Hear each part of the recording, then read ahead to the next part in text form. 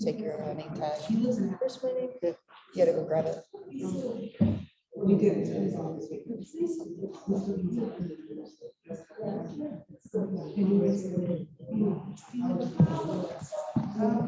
You know what?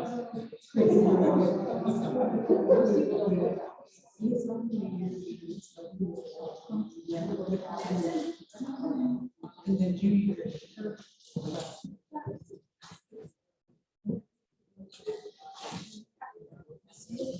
This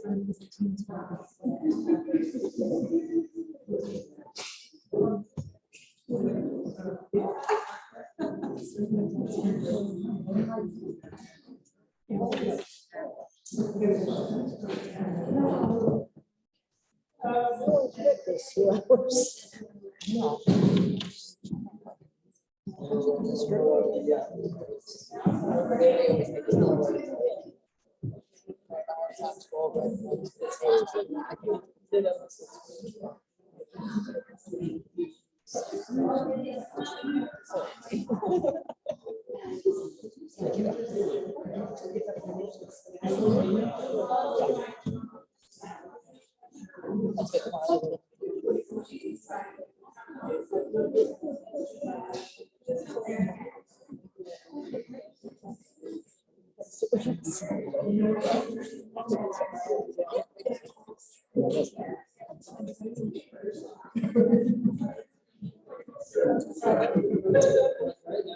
Center there.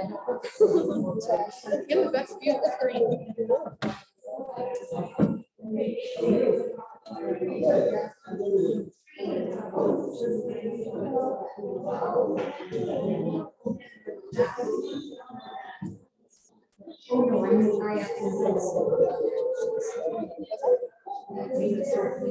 Yeah. You know what now?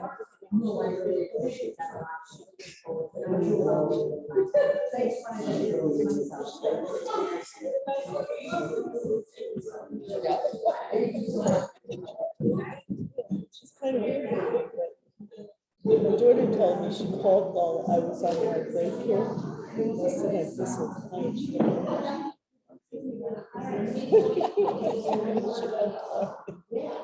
It makes you very different.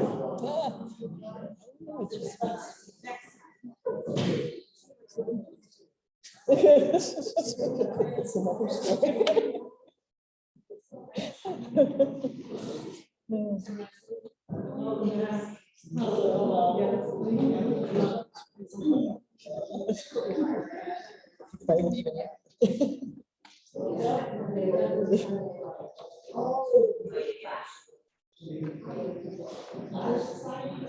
She would call me.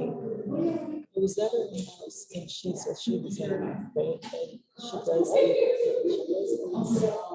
just to do a presentation to the company, like on the trend for the spring or whatever.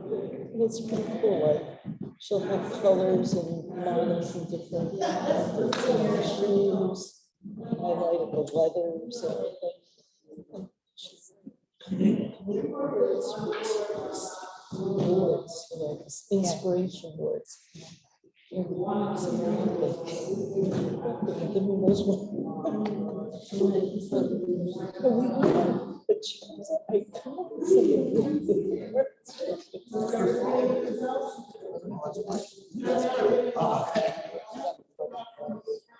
Oh, yeah, yeah. Oh, yeah, yeah, okay. So much.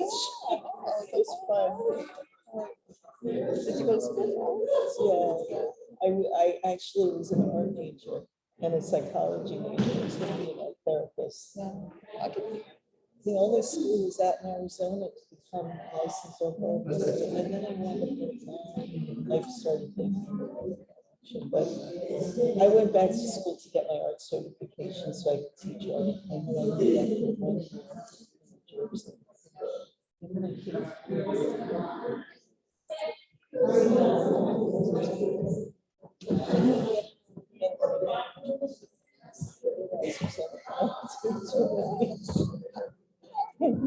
How's everybody? Good, how are you doing? Good, all okay.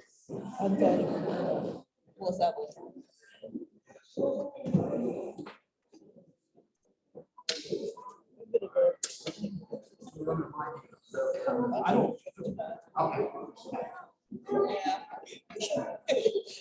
What those ideas?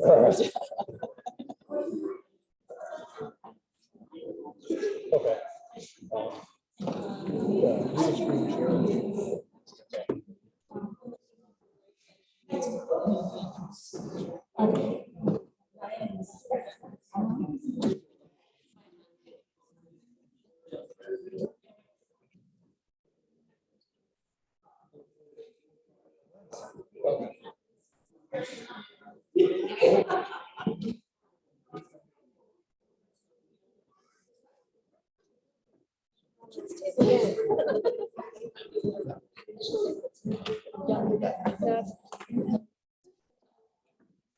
Flip you around, so. That way I can remember. Oh, all right. Put faces with names and see how that goes. Hope you're better at it than I am.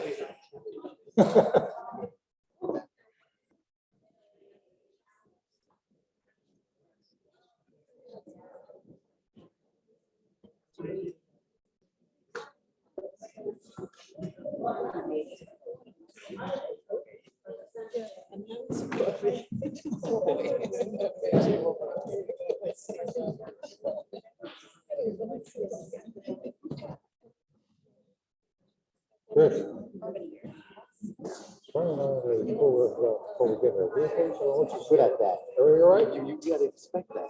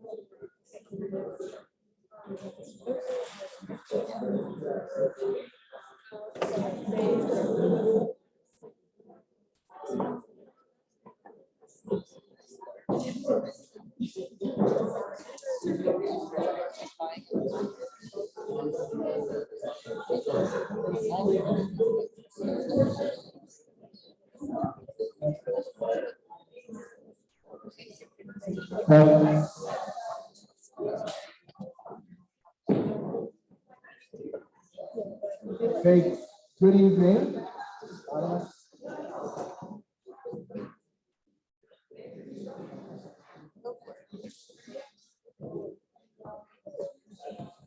Good evening.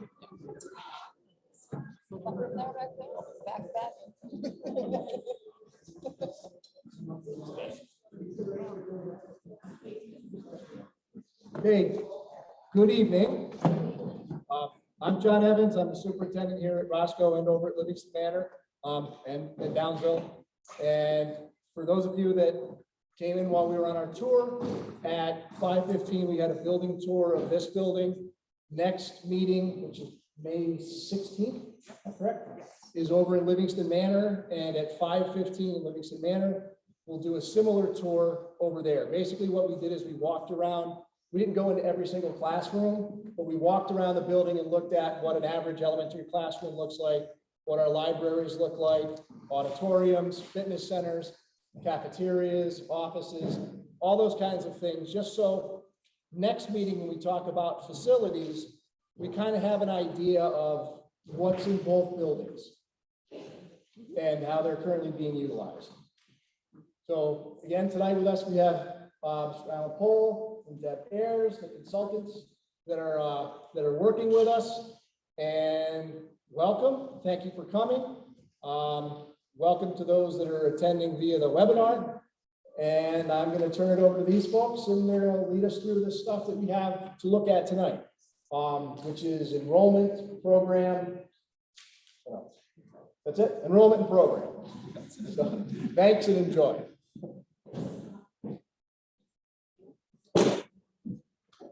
Good evening, everyone. Thank you all for being here. Can you hear me in the back? Up on top, we're okay? Good. Again, thank you for being here. For those of you who were not at our last session in Livingston Manor, you missed my short little speech about how this is a critically important undertaking that these two school districts are becoming engaged in. And so the fact that you are here tonight to learn more about this whole process is a testament to you, to the two districts, to the two boards of education who are asking some questions about doing school differently in the future. And that's what we're here to talk about tonight. Hopefully everyone, at least on the committee, has got a copy of the agenda and all the handouts at your table. And for anyone in the audience who would like copies of handouts, they are over on the table where the name tags are. If you'd like to get copies, paper copies of the handouts, we're going to be posting most of the stuff up on the screen tonight, but if you'd like a paper copy, you're certainly welcome to it. So let me just begin by saying that after each meeting, Deb and I put together notes from each meeting, which contain the highlights of the discussions that we have at each meeting. And then those notes are sent to Mr. Evans, who puts them on the website for both school districts. So if you're not at a future meeting and you want to know what happened, you are certainly welcome to peruse those notes on each district's website. Part of those notes include a listing of the people who attended the meeting. So we start every meeting by taking attendance. And so Deb is going to pass out a couple of different attendance sheets. There's a pink sheet that the committee members will fill in your names. We would appreciate that. And then there's a blank sheet that will pass throughout the audience so that everyone is here tonight. If you could please write your name down, you'll become instantly famous when the meeting notes come out, and your name will be part of them. The people who are in the audience, we would appreciate it if you would please print your names so that when we get back to Syracuse and try to figure out the spelling of some people's names, it's easier for us. And we want to make sure that your name is spelled correctly in the note. So as clearly as possible, we would appreciate that. To Mr. Evans, thank you for the tour. It was a great tour. We probably had a dozen people or so that took the tour. Saw the highlights of the rooms here in Roscoe, and as John mentioned, we'll have a similar tour before next meeting on May 16th, beginning at 5:15 at Livingston Manor. Whether you're a committee member or an audience member, you're welcome to attend those tours. So May 16th, 5:15 tour in Livingston Manor. And then after the tour at 6 o'clock, we'll have our business meeting just like we're doing tonight. But thank you, John, for the tour. Let's see, we've got the handouts taken care of. The format for tonight's meeting is the same as all of our meetings will be. this whole study is being guided by this advisory committee that has been selected by the two boards of education of the two study districts. And this is really a meeting of the committee. So the first probably hour and a half to 2 hours will be us working directly with the committee. And we are thrilled that so many people are here to observe our work. So we'd appreciate it if you would please allow the committee to do its work for the first part of the meeting. At the end of the meeting, we will always make time, as we will tonight, to open the floor to anyone who would like to make comments about anything that's going on. Or if you're in the audience and you have questions, when the committee finishes its work, we will be happy to entertain any comments or questions that you have. In addition to that, if you're a little crowd shy, Deb and I always stay afterwards at the end of the meeting. So if you don't want to ask a question in public, but would like to talk with Deb or me, we will hang around when the meeting is over for that as well. So that should be our format for the evening. And that'll be the same for all of the meetings that we have. Again, if you would look at your agenda, I think we've taken care of number one. If you look at your agenda, you'll see that there's a listing of the meeting dates that'll be coming up for this committee to study various aspects of the school operation. As John mentioned, tonight we are here in Roscoe talking about student enrollment history and student enrollment projections for the future, as well as a look at what the educational program looks like. So we'll cover both of those topics tonight. Again, given the format that I mentioned a few minutes ago. Next meeting on May 16th, we will address two more topics. The first topic we'll address is facilities and answer the question where the kid's going to go to school if there's a merger. And then the second half of the meeting will be, okay, now if this is where you're going to recommend they go to school, how are we going to get them there? That's the transportation question. So those will be the two topics we'll cover at the next meeting. As I mentioned last time, for the first 2 or 3 meetings, we probably do more talking at you than we do ask for a lot of small group work. We do that so that we all kind of begin our conversations with a greater understanding of some of the fundamentals of these two school districts.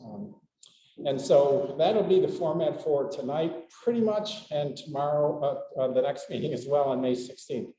After that, you can see that our meeting on June 6th, we're going to talk about staffing, and that is the impact of people who work in these school districts. What does that mean in terms of how people would be affected? That's the only topic we'll have that night. And at that point, we'll start more small group conversations among the committee members. What have we talked about that you are surprised by? What do you think about the current status of the district? What questions do you have if there is a merger? What questions do you have if there is a merger? Just some conversation. What do you think are the good points of this? And what concerns do you have? Those kinds of questions. We'll do a lot more of that starting with the meeting on June 6th for staffing.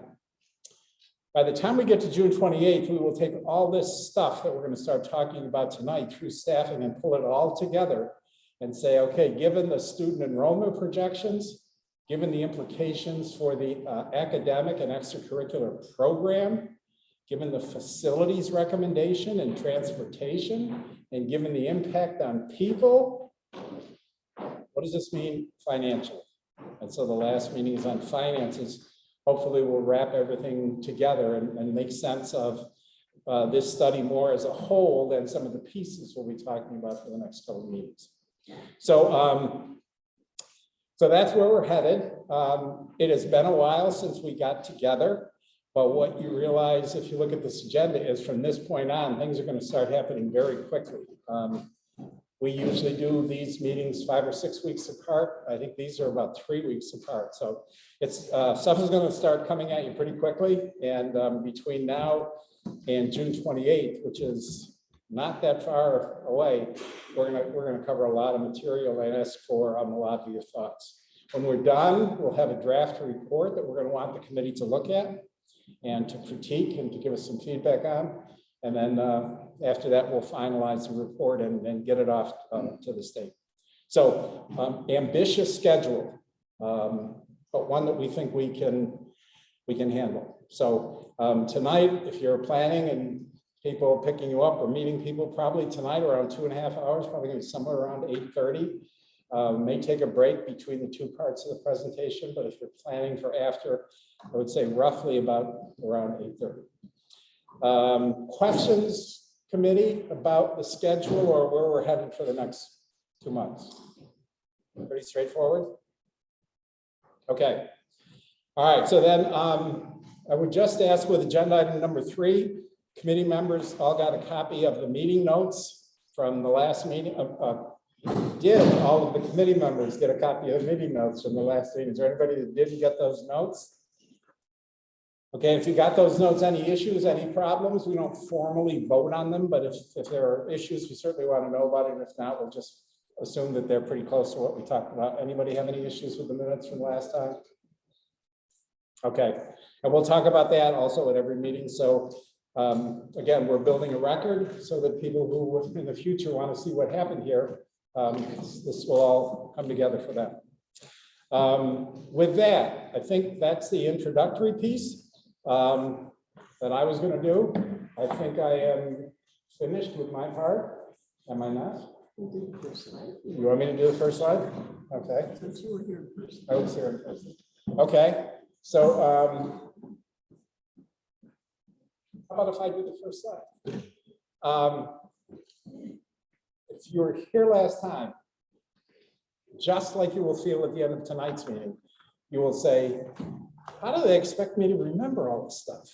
There's tons of data there. I can't do this. This is not, these two people up in front, they love doing this stuff. I can't do all this. We don't want you to. What we're trying to do is to kind of build a foundation and give you some highlights of each of these areas so that you understand that the details that we use are the foundation for what we kind of call takeaways from each meeting. If you were here at the first meeting, we hope you remember is not the 25 or 30 slides that I used. Can't do that. You never can do that. But there are 3 or 4 things from every meeting, every presentation we'd like you to think about. So here's what we talked about, highlights, takeaways from the last meeting. Number 1, in this merger study, as we go through it, and as you bring your perspective to this study, you are undoubtedly going to feel that there are some real pluses for why this merger may make sense. And you may also feel, and other people may also feel, that there are some real negatives to this study. It is rare that it doesn't happen, that a merger study is done and everything is positive. Neither does it happen that the merger study is done and there isn't anything good to say about the merger. It's always, there are some pluses, there are some minuses. And as you think about the conversations we're going to have, realize that it's okay to feel like, oh, I'm not really thrilled about this idea, but there's a good point, and there's a good point. Or you may come in here and say, I think this is a great idea, but oh, I didn't realize I was going to be part of it. Understand that's okay. That's okay to have those feelings. There are going to be pluses. There are going to be minuses. It's okay. Number 2 takeaway is that this is the type of study that we're doing here is a centralization, which hopefully simply means that if the districts decide to merge, Livingston Manor, as we know it today, and Roscoe, as we know it today, will be dissolved, and a brand new school district will be formed. And all of the people in Livingston Manor and in Roscoe will kind of have an equal voice in determining what that new school district looks like. One district is not taking over the other district. That's not what's happening here. Just to clarify, 2 districts dissolve and a brand new school district is formed. That's an important difference. Trust me on that. We don't need to go through all the details. That's an important thing to understand. You're both part of redesigning what the new district would look like if the districts decide to merge. As we go through this centralization study and realize there are some pluses and some minuses, and in the end, there is a decision to merge the 2 districts. The effective date of this merger would be July 1, 2023. Mergers have to occur on July 1. There isn't time to get it done by July 1, 22. So the effective date of the merger would be a year from this July if the two districts do decide to merge. And then number 4, the merger process is a very open process, and that's important for us to have everyone understand. Again, as I mentioned, this is a meeting of the committee that's being held in public. So we work with the committee, but afterwards, we're happy to entertain questions. We're happy to entertain comments. We are happy to have you here. And both the committee and the audience should understand that all of the work that's being done on this merger study is taking place here. Nobody's out cutting deals with anybody to do this, that, or the other thing. Everything that we will discuss will happen here. Deb and I have met John for dinner, and we go through a whole bunch of logistics with him. You know, John, we got the facilities coming up next month. I still need this piece of information, and how should we, you know, arrange this room and that. We do that kind of stuff. If anybody ever sees this at dinner, it's like, oh, well, what's people doing? It's okay. We're just trying to make these meetings go as smoothly as possible. But from a study standpoint, this is a very open process. Meeting notes, welcoming people into the meetings, open discussion, chance for comment and questions. You should feel very comfortable that anything that happens with this study is going to happen right here. So those are the takeaways. If you got, again, my old example, if you go to the coffee shop on Saturday morning and say, what did they do at that last meeting? Forget my 35 slides. These are the 4 things you tell them. And if you remember this from the last meeting, we're in good shape. And we'll have takeaways tonight too. Just a forecast, Deb is going to do the presentation on enrollments. And at the end, she's going to give you the takeaways. And then we may take a little 5-minute break, and then I'm going to do the presentation on program. And then I'm going to ask you, committee members, for you to give me what you think the takeaways are, okay? So I'm always looking at takeaways, always looking at what should we be learning from the big picture, okay? All right, having said that, here's that. You did the first one. Just a little bit for me. Good evening, everyone. It's nice to see everyone in person. I was remote last time, so it's great to be here in person this time. And as Alan said, I'm going to do provide the information on the enrollment, both the historical enrollment and the enrollment projections. So this is one of the first factors as we begin the study process that we examine to see what the trends are in the 2 districts that are discussing a possible merger.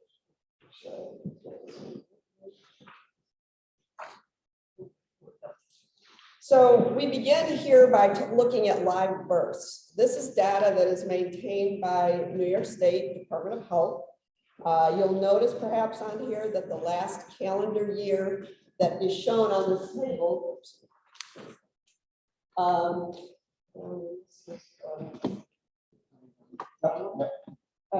the last year here is 2019. That's the last year that the state has current and available, that they have logged all of the information into the system. So on the screen, you can see what the live births are for each school district in a particular calendar year. And as you look at this, I think you'll see that in both cases, Livingston Manor particularly, it tends to jump around a little bit. There's no downward trend consistently. It's down and then it pops up and then it goes down. But in general, if you look at the 10,000-foot view of that, it's trending in a downward direction. And back here, you didn't have anything in the 20s, but now you're starting to have things. Roscoe is smaller and I think therefore perhaps a little more level in the live births. What I would call pretty flat as far as any deviation here. 14, 16, and then it gets down in here, 10, 12. Again, if you look at the big picture and the trends, it's starting to trend downward a little bit. And then the last column is the combined data. That's simply math. Adding the 2 districts together, what would the live births look like as a combined district? All right. So this slide is a little clunky, and I'm hoping, yeah, you have actually, mine are 2 slides on a page, but I printed these off separately. So this is the actual enrollment projection slide that we use. So I'm going to try to take a minute and explain all of the various parts and pieces on this. So what you'll see, and I apologize for my back here a little bit, what you'll see up here, this top line is the live birth data that you just saw in the preceding slide. And remember, this is the Livingston Manor data. It's chopped off a little bit there at the top. So here is the live birth data. This is the kindergarten enrollment 5 years from that live birth data. So we're making the general assumption that 5 years after birth, the children are entering kindergarten. May or may not be 100% the case, but in general, that's the way we take a look at this. This whole process is something called the cohort survival method.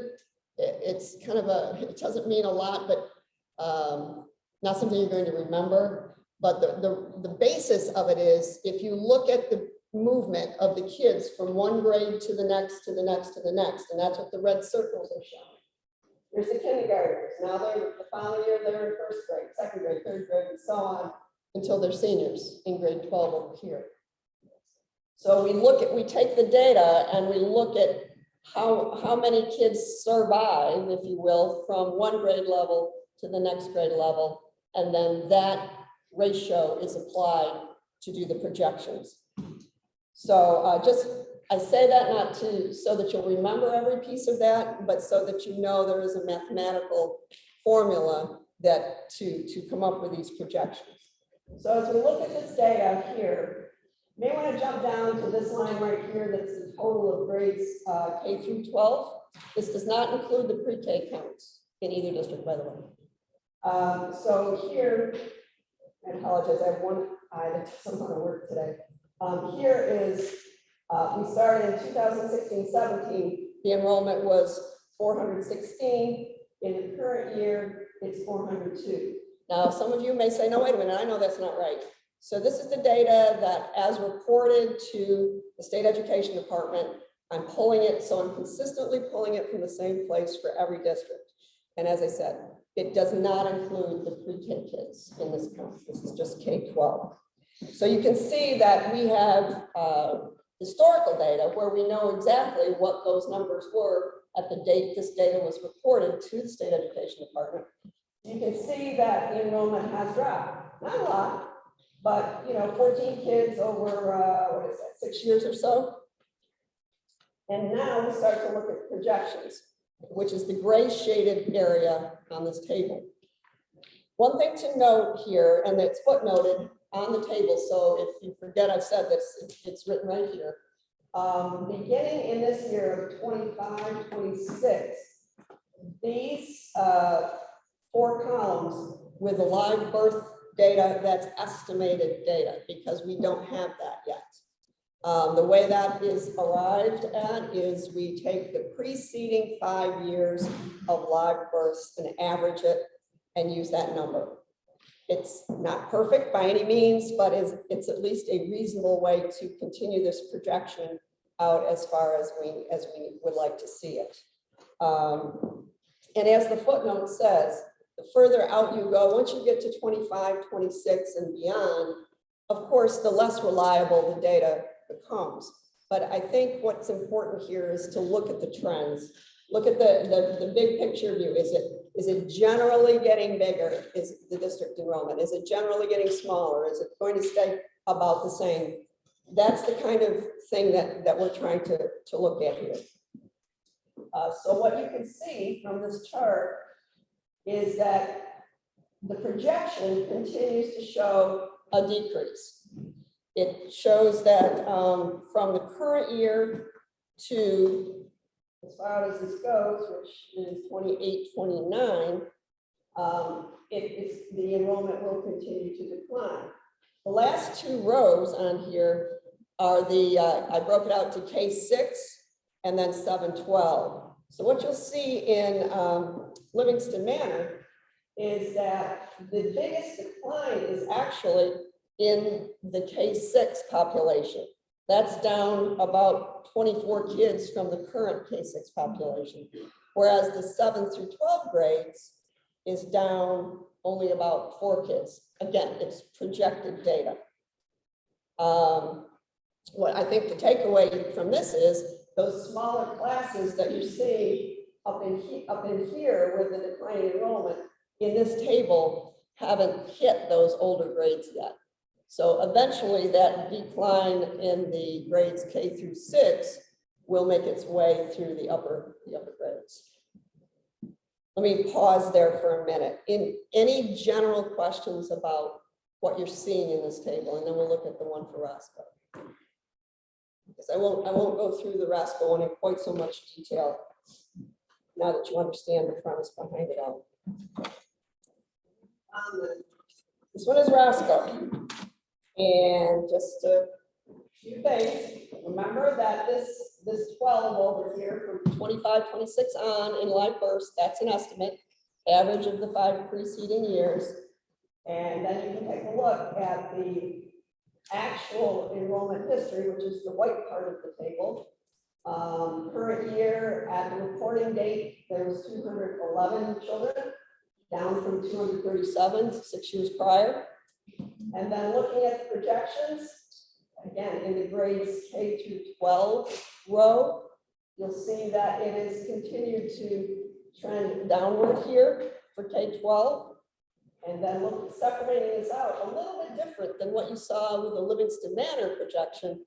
It's pretty equal. So for grades K through 6, it's projected to decline by about 16 students over this 7-year period here in the gray. And then for grades 7 through 12, it's projected to decrease by about 18 students over that same period of time. So again, remembering we're looking for trends here, there's nothing in this data that it would lead us to expect that there's going to be a surge in enrollment. It looks like it will decline, whether it declines more rapidly than this or less rapidly than this, that's tough to say. But in general, it appears that both districts could expect enrollment to continue to decline. Okay, so we take it a little bit further. If you're moving on, this slide shows what a combined, if the districts were to combine, were to merge, what their enrollment as a single merged district might look like over the next 7 years, beginning with, I realize Ellen just told you that 22, 23, there would not be a merged district, but that is the first year of projection data. So I simply have combined that there. And oops, too many devices here. Sure.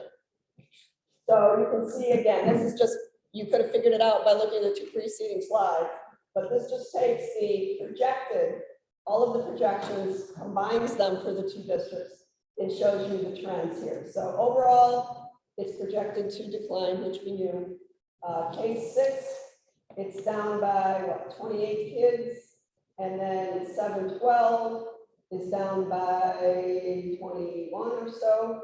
Remember, I think that's the Livingston Manor factor there, where their 7-12 enrollment was not projected to decline quite as much as it was in Roscoe. But again, generally speaking, projected to decline.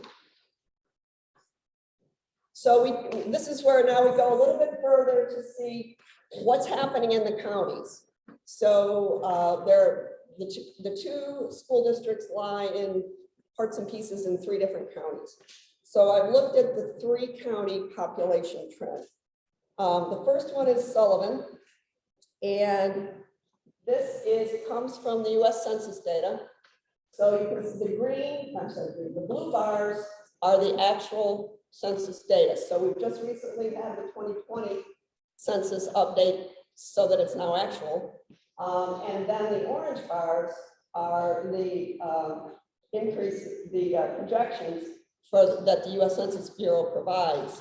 So you can see for Sullivan County, I mean, it's been going up, it's trended up here, but it's starting to flatten out. In 2010 to 2020, it's a little bit of an increase, but in the big picture, not much of one. This is a tiny bit down. I mean, you're projecting down to individual bodies, so it's very hard to do over 10-year blocks of time.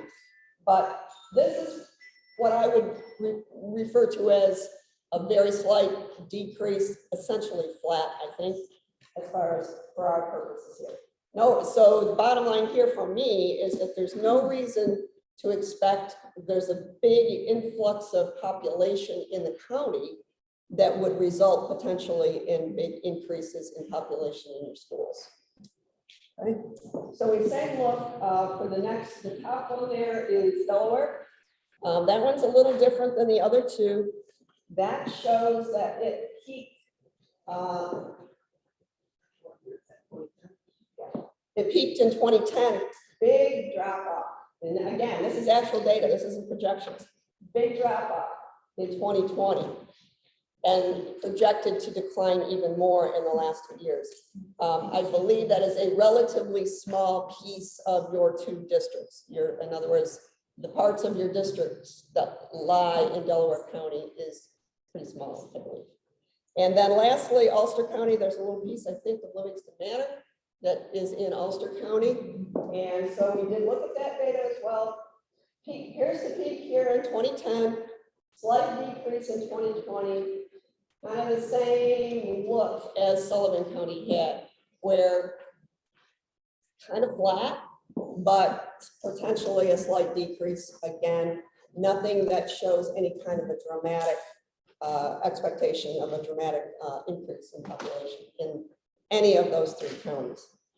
So this is just kind of reaffirming what we're seeing in the enrollment trend when we look simply at the school district enrollment.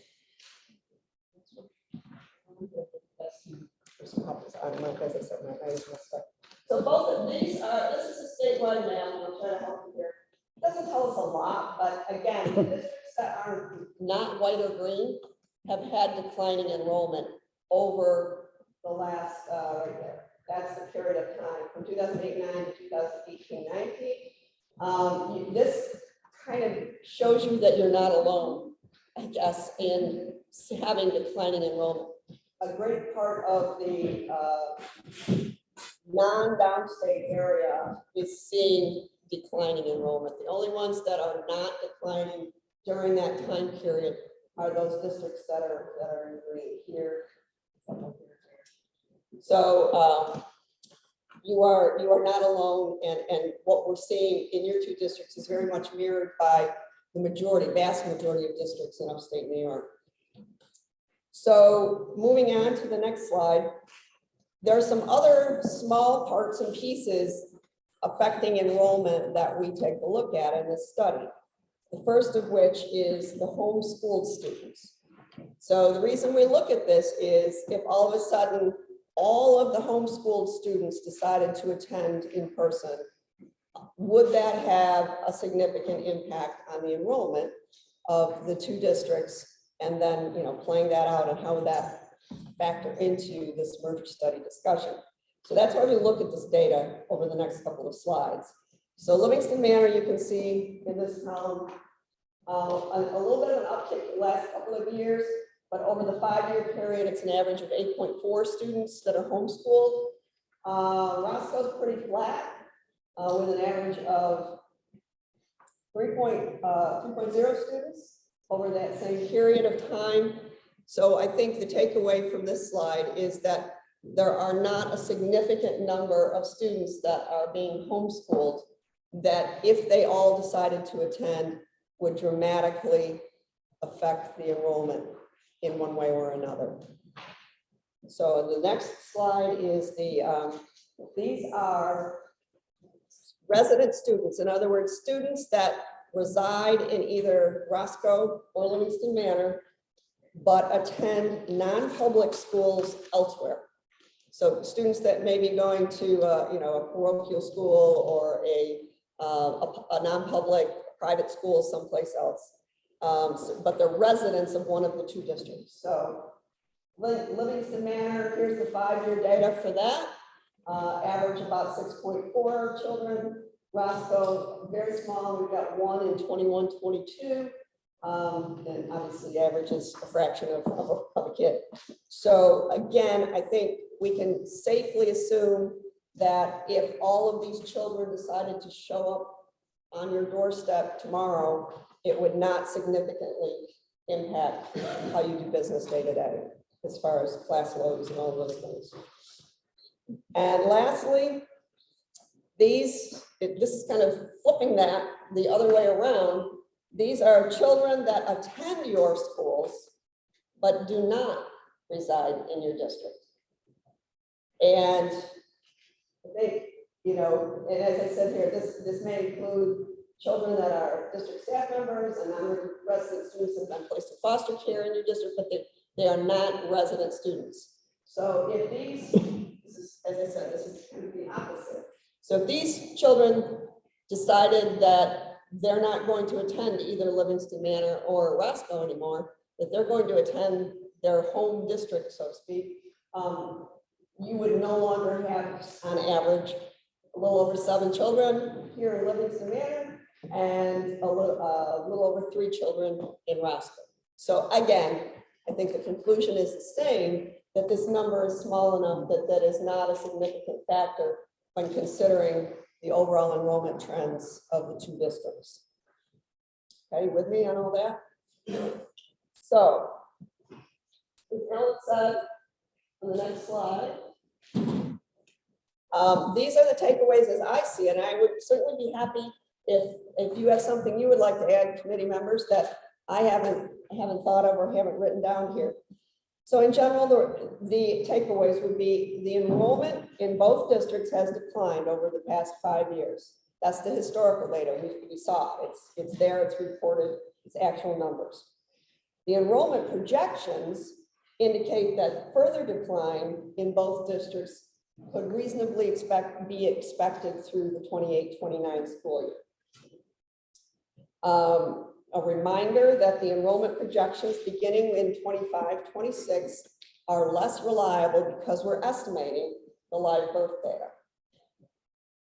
And 4th bullet, homeschooling, the resident students attending elsewhere, and conversely, the non-resident students attending here don't have a significant impact on enrollment.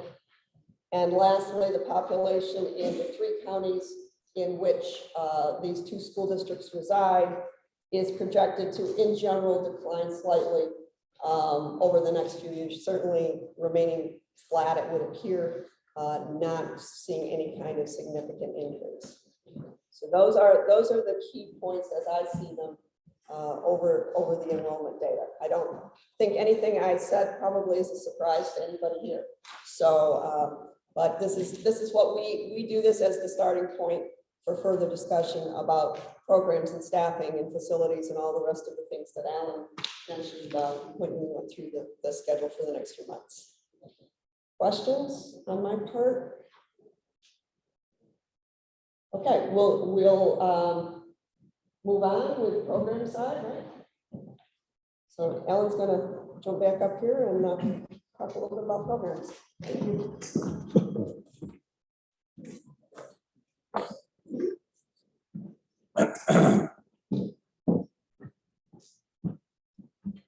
Yeah, okay.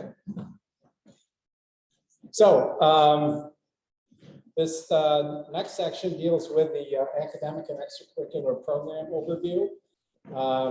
Couple of comments. Number one, you're going to see a lot of numbers up here, a lot of enrollment, a lot of participation rates. Know that these data come from taking a snapshot. There was a point in time when the district provided us with information and said, this is how many kids are in English 9, and that's what's on the chart. The next day, a student could have moved, and there'd be one less in English 9, or somebody could have moved in, there'd be one more. Well, obviously, we can't deal with that. So understand this is a snapshot taken at a point in time, okay? Number two, the process to get here. We requested a ton of information from the school district, from both school districts, and they provided us with the information. we do the best we can to go through and make sure we've got the information correct and in a format that hopefully is easily digestible, as easily as you can digest this much data. And then we try to get it back to the district to double check things before we send it out to you, which we did last week. So that's the process. We try to get the numbers as close to being correct as possible. So that process is there. Number 3 point is we're going to find errors as we go through this. This is a process. We're going through this. We're showing you what we're finding. We're inviting your comments and questions. We'll invite the comments and questions of the audience later.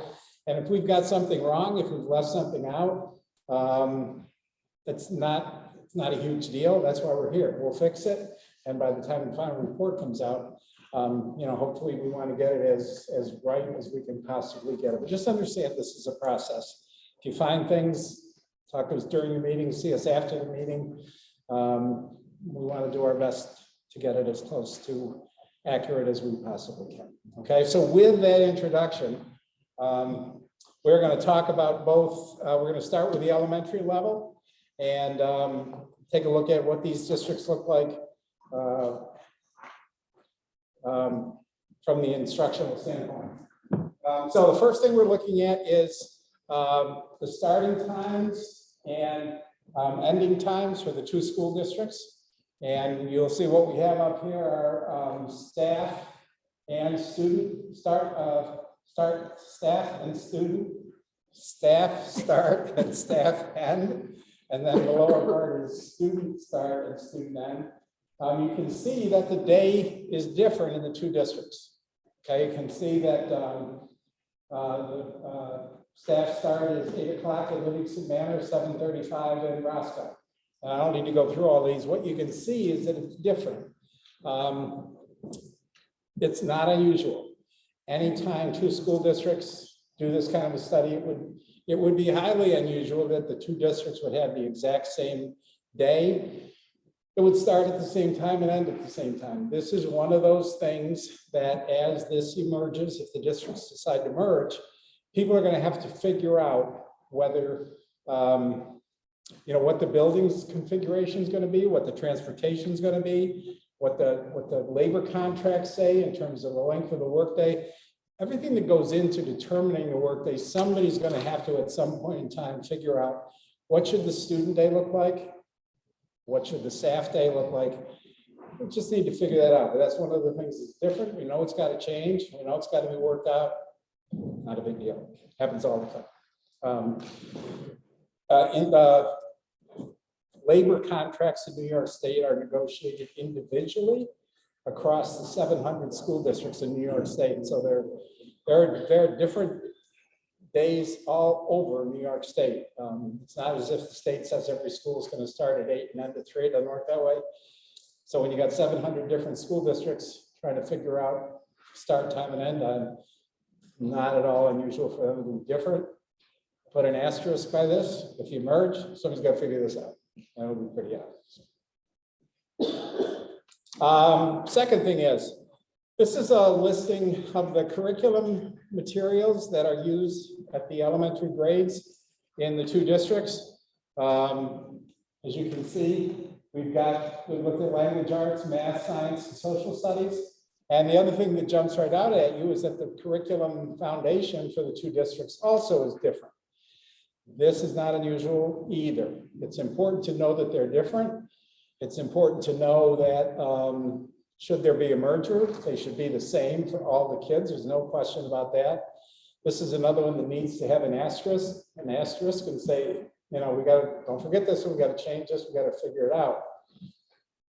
School districts that have merged have brought together teachers, administrators, parents, community members for extended conversations about what we should be teaching our kids.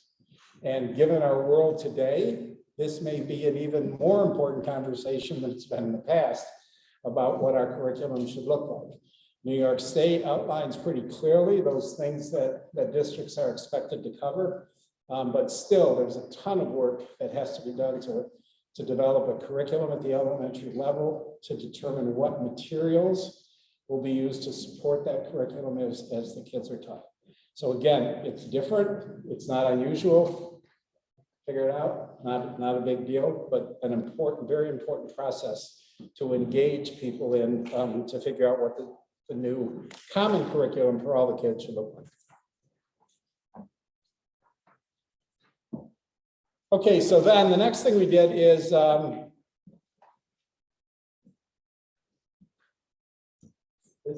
take a look at the elementary enrollments for the two school districts. And let me just explain what this table means. This column here, as you can see, are the grade levels, pre-K, kindergarten. There's a class in Livingston Manor. There's a multi-age class that has kids kindergarten through second grade in it. And then first, second, third, fourth, fifth, and sixth. These are the current class sizes in each of those grade levels in Livingston Manor. So you can see what this means is that there are two sections of kindergarten. One classroom has 12 students, the other classroom has 14 students. And you can write down and figure it out. There are 198 kids, not counting pre-K. We don't include that because that's a voluntary program. 198 kids. There are 15 of these sections or classrooms. 2, 4, 5, 7, 9, 11, 13, 15. Not including pre-K. 2, 3, 5, 7, 9, 11, 13, 15 sections. Average class size in Livingston Manor, 13 kids per class. Pretty small. Generally, other than that K2 multi-age class, 2 sections in each grade. Roscoe, on the other hand, same table. They don't have the multi-age class at K2. And what you see in Roscoe is a 1 section per grade level. 1 kindergarten class, 1 first grade, 1 second grade, 1 third grade, etc. Again, not counting pre-K. There are 7 sections of classes for the 106 students. Average class size in Roscoe at the elementary level, 15 students. Pretty low. State average on these numbers is around 23, 24. So these class sizes, nothing, and by the way, wonderful, good for you, nothing wrong. But as you try to get some sense, this is the current alignment of what the elementary grades look like. So together, there are 22 sections of elementary classes, not including pre-K, 15 plus 7. So obviously the question is, well, if we merge and put the 2 elementary schools in the same building, what then would the elementary class sizes look like? And that's what this table really starts to address. So this is the same column as the previous chart. These 2 columns are current. Those are the same numbers you saw in the previous chart. The question here is, if the districts merge, what would the resulting district look like? So right now in kindergarten, for example, Livingston Manor has this year 1 classroom with 12 kids, 1 with 14, and Roscoe has 1 kindergarten classroom with 15 students. Okay, if you add these 3 numbers up, you find out that there are 41 students in kindergarten that would be in the same building. So the question is, would you maintain 3 separate classrooms, or would you combine that? And most districts would say, we don't want to put 35 or 40 kids in a class. That's not the purpose of this merger. But if we kept our class sizes very reasonable and didn't have any class sizes bigger than, say, 20 or 21, we could have 2 sections of kindergarten instead of the current 3. Do you see that? Is that clear? Where that efficiency is coming? So in our projections, we assume that nothing gets removed. So this multi-age class in Livingston Manor, we're saying, okay, slide it over, keep the multi-age class. Same whether it would be or wouldn't be. We like to err on the conservative side. So conservatively, we would say, let's keep that class of 8 kids. So then we look at first grade. And there are 9 plus 10 is 19, plus 13 is 32 kids in first grade. Would you keep 3 sections? No, you'd have 2 sections with 16 kids each. So you can do this exercise in your head all the way down through kindergarten through 6th grade. And what you see that even after you, in some cases, combine classes, you still are left with classes by and large in the teens, which is still very, very reasonable. So I know some people come to a merger study with the idea that, oh, you're going to merge the schools, we're going to put all these kids together, we're going to have classes with 40 kids in. That's not at all what's happening here. And in fact, you can see, again, our reasonable interpretation of what might happen if the districts merge. In the end, would that multi-age class be kept? I don't know. Or would you put those 8 kids in first and second grade? I don't know. But it's a reasonable projection of what might happen. So in essence, what this table says is that instead of having 22 sections of elementary classrooms, if you merge, you'll have 18. And your average class size is about 17. So you save, 4 classrooms and still have average class sizes of 16.9. That gives you an idea of the efficiency that can occur as a result of merger. And that's surprising. I mean, anybody would say, I bet we can do this, and you can. And these are the numbers that show that. So that's simply the efficiency that comes from, in this case, when you're talking about pluses, there are some pluses here. And by the way, when you look at the program side, we're probably gonna hear more pluses tonight than minuses, because it's pretty clear that this is a plus for the elementary school. And all the research in the world says that when you've got really small schools at the high school level, larger high schools can offer more to their students than can smaller high schools. So Deb just showed you that the high school would be bigger. Our next step is to take a look at what that looks like as soon as we finish the elementary. This is a plus. This is an efficiency. Yes, thank you. Okay, the next thing that we include is to take a look at how students perform on required New York State assessments, and that students take in grades 3 through 8. And the first set of tests they take are English language arts. That's what this DOA up in the corner is. This is English language arts. When kids all across New York State take these tests, they can score either a 1, 2, 3, or a 4. Those are the only scores you get. 75, 87, it's 1, 2, 3, or 4.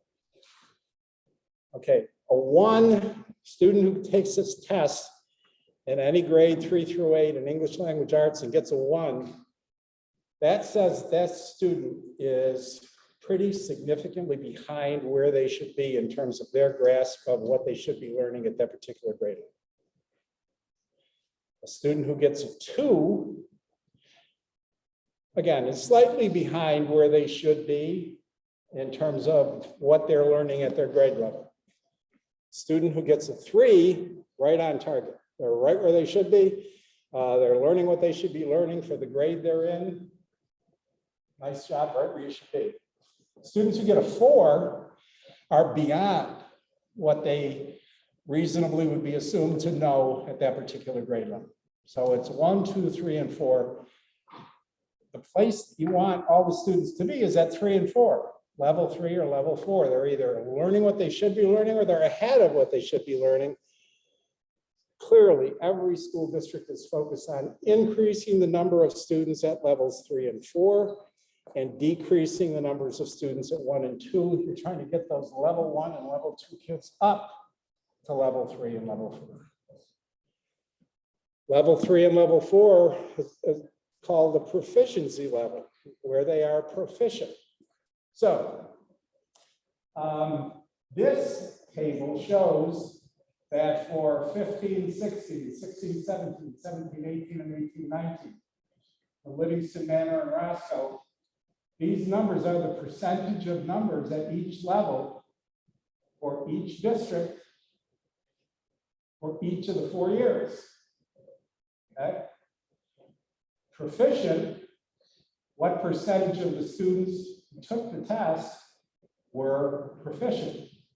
And you get that by adding the level 3 number to the level 4 number. 25 plus 6 is 31. This is where you want students to be at this level. Okay? These numbers in parentheses are the numbers of students who took the tests. Obviously, more students in Livingston Manor take the test than in Roscoe. Livingston Manor is a bigger district. You would expect that. Nothing wrong there.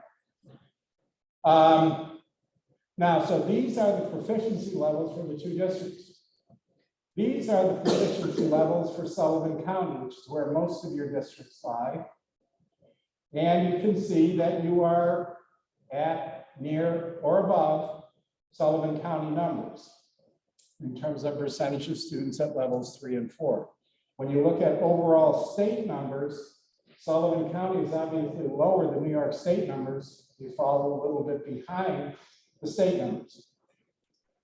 Having said all of that, and I get that these numbers are different, one district to another, really, these numbers are really pretty close. I don't think there's a lot there to discriminate one district from another. A couple of things going on. Number one, the tests have changed over a period of time. Number two, we've had the impact of COVID on the results of these assessments. Number three, we've had students who have, with their parents, opted out of certain tests. So you're never quite sure, how is the district really doing with all its kids? You don't necessarily know that. There are a bunch of caveats. I would not put a lot of stake in this data, although we have to put it in the study. If one of these districts was at, this number was 10 and this number was 85, I'd be worried. If this number was 20 and this was 73, I'd be a little concerned. But in the grand scheme of things, these numbers really are more close. When you've got really small districts, 1 or 2 students scoring at level 2 can dramatically increase your percentage of students at level 3. So again, I wouldn't overreact to the data. And again, my conclusion would be these districts are more alike than they are different. Same thing for math. Same tests are required, grades 3 through 8. This one is for math. Same thing. You will notice that by and large, these are the results here, fairly close. Although you will notice, interestingly enough, that Livingston Manor's data is a little higher. Again, I would caution you not to put too much stake in that, and I'm going to circle back to that in a few slides. But the data are what the data are. But again, I would say they're not terribly different. You can see again that they are a little bit behind the state data in some cases, and nearer to the Sullivan County data. So that's 3A testing data. Kind of put that in the back of your head. We'll come back and talk about that as we go to different future slides. Okay. So those are the things we looked at the elementary level that we have time to review tonight. Again, the final report may have more information in it, but we're trying to make these meetings somewhat bearable in terms of their length. So we're trying to pick the highlights, and that That's what we're looking at for the elementary level. Would there be efficiencies? Is there curriculum work that needs to be done? How are the two districts with assessments? Are they close? Are they really far apart? How do they compare? What should the focus be? What evidence is there that this curriculum approach is better or different than that one? And all of that stuff that would have to be worked out. That's clearly part of the elementary program. At the secondary level, we're going to take the same general approach, but probably look at a few more things. Our first table is an attempt to look at every course that's offered at the secondary level in both districts and the enrollment that each of those courses has. That's what these tables are, okay? So this table, we are talking about, oh, there it is. This is English. Couldn't find it further. So these are the English courses that both districts offer. So down here, you have a listing of the courses that the districts offer. Okay. This column is if Livingston Manor offers the course, there are numbers here, and these numbers represent the number of kids that are in each section of that particular course. Same thing here with Roscoe, numbers of kids in that particular course. We then total up the number of students and how many sections there are. That's what this table looks like. So again, remembering this is a snapshot, this table means that both districts offer a course called English 7, English for 7th graders, basically. Livingston Manor has 2 sections of English 7. They have 13 students in each class. Roscoe has 1 section of English 7 with 20 students in it. Okay. Together, there are 46 students in 3 different sections. And that's all it says. That line, that's what each of those columns means. Is that clear? Because this is going to be really important now. The other stuff isn't. Understanding this is really important. Okay. So same thing with English 8. Livingston Manor has 2 sections, one with 13 kids, one with 20 kids. Roscoe has 1 section with 21 kids in it. Mr. Evans mentioned, I think earlier before or on the tour, there are 2 sections of everything department level in Livingston Manor. There's 1 section in every department level in Roscoe. There it is, right there. 2 classes in English. 7, 8, 9, 10, 11, 12, 2 sections in Livingston Manor, 1 in Roscoe. That's what Mr. Evans was talking about.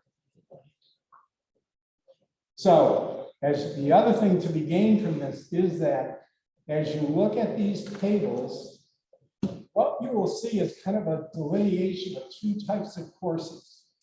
This first set of courses that goes from English 7 through English 12 are kind of what I would call core courses that almost all the kids take. Everybody takes English 7, everybody takes English 8 and 9 and 10. And as you look at the enrollments of these classes, they're all pretty solid. There are quite a few kids in. After you get past English 12, however, you then look at the elective courses that each district is able to offer. And what you notice is that, number 1,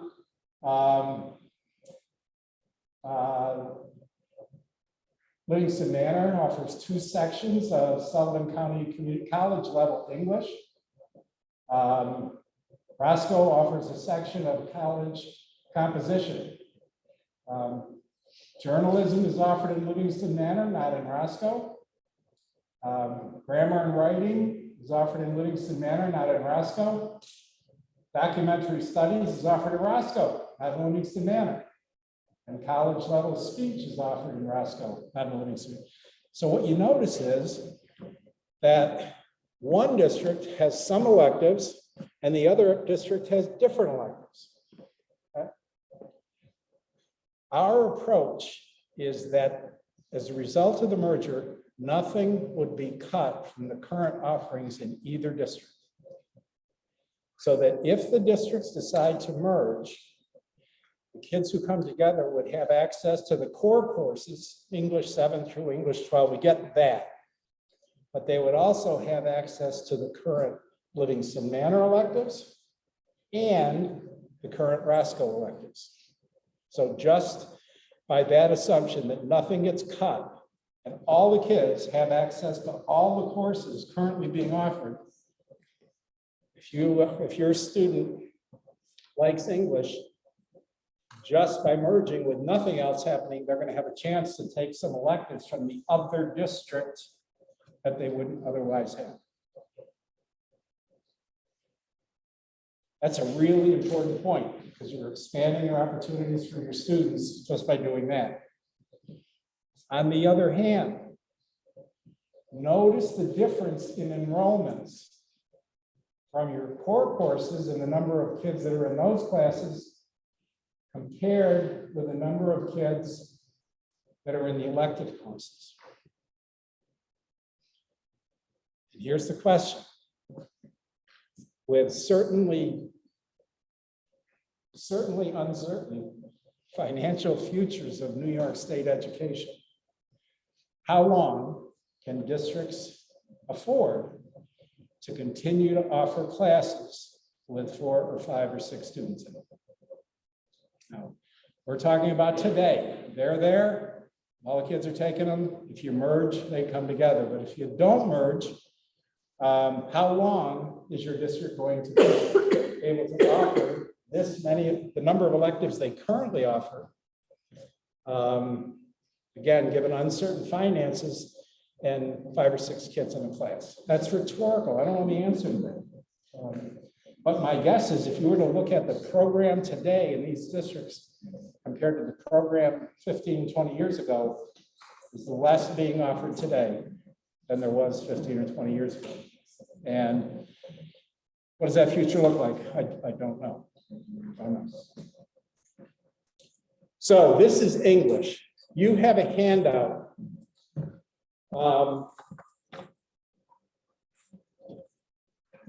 Called 712 course offerings by section 21-22. You will be, I'm sure, happy to know that I am not going to go through every subject matter on the presentation. But what you have in the handout, if you have an interest in it, is you can go through there and you can look at math and social studies and science and art and music and anything you want to.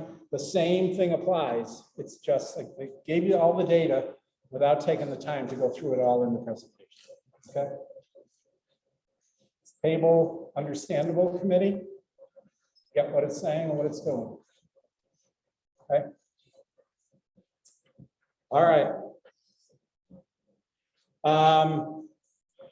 One of the things that in addition to the English that I just showed you and all of the math and science and social studies that you're now perusing in paper, there's another major part of your high school curriculum that sometimes we forget about.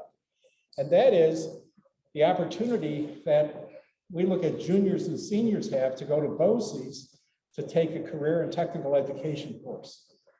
And so what we've done here is to look at both districts. How many? Livingston Manor has 65 juniors and seniors. 26 of those 65 go to Sullivan County BOCES for career and technical education courses. 40% of your junior and senior population is out of the school for a half a day going to BOCES to take career and tech courses. Roscoe has 33 juniors and seniors, always about half. 19 of those 33, 58% of your juniors and seniors are gone for a half a day. They're at BOCES taking the CTE programs. So as you think about what you're able to offer, and as you put together a comprehensive secondary program for your students, we think it's just important to remember that a significant number of your students have this curriculum option to develop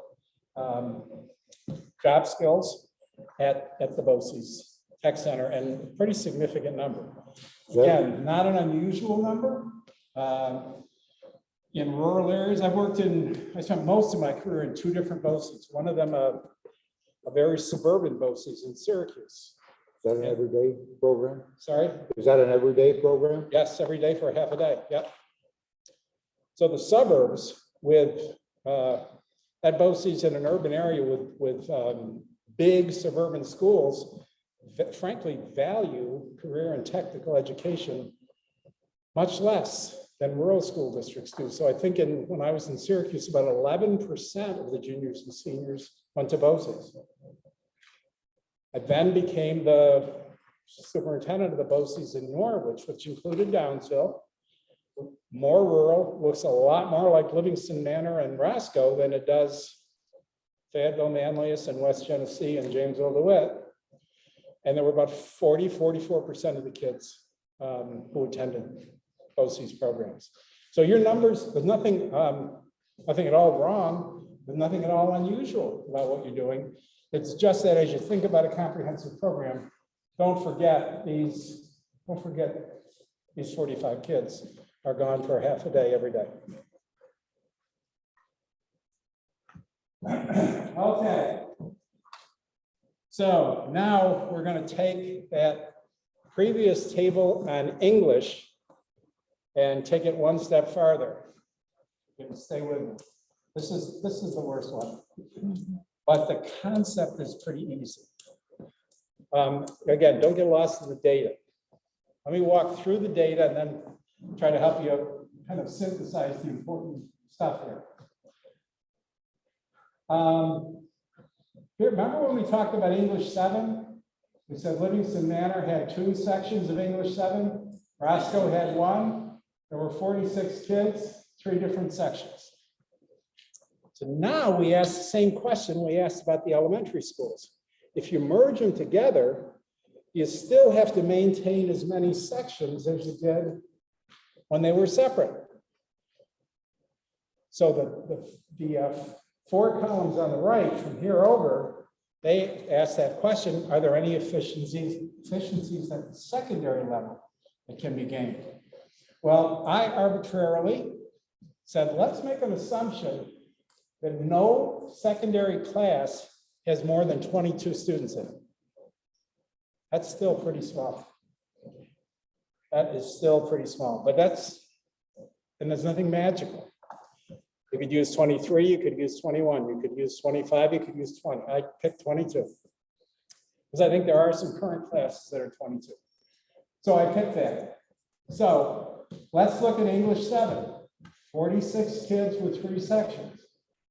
Well, if you have no more than 22 kids in a class, can you reduce the section of English 7 with 46 kids taking the class?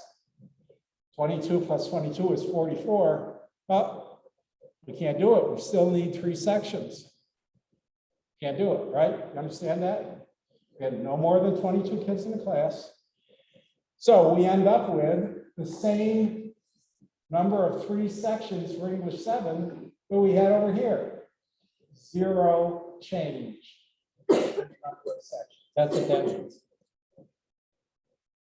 Now we look at English 8.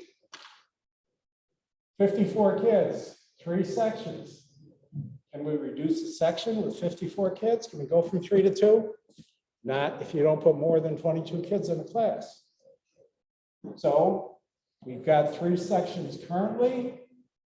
We have 3 sections if you merge, 0 savings. But English 9 is a little different. Here, the 3 districts have 44 kids and 3 sections. Well, can you reduce a section? Yeah, you can have 2 sections of 22. So now you have 2 sections of English 9 instead of 3. You have saved, reduced 1 section. You see how I'm getting that number? It looks crazy up there, but it's not that difficult a concept. You just say, as you merge, will the efficiency help at all? No more than 22 kids in class. All right, you can follow this down all the way down here. No classes get cut, no subjects get removed. Same section, same subjects we had before.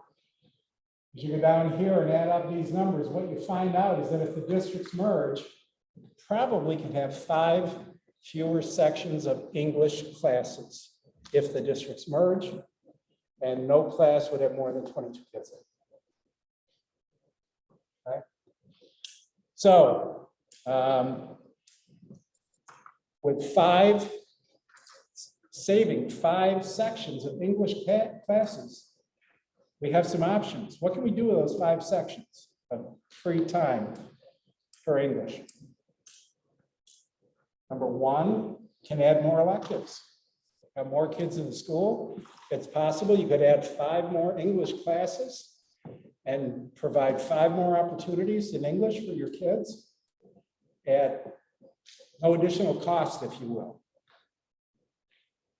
The other option is, if 5 periods is a day, is there the potential to reduce the position and save some money that way? Those are a couple of options we're going to talk about all the time.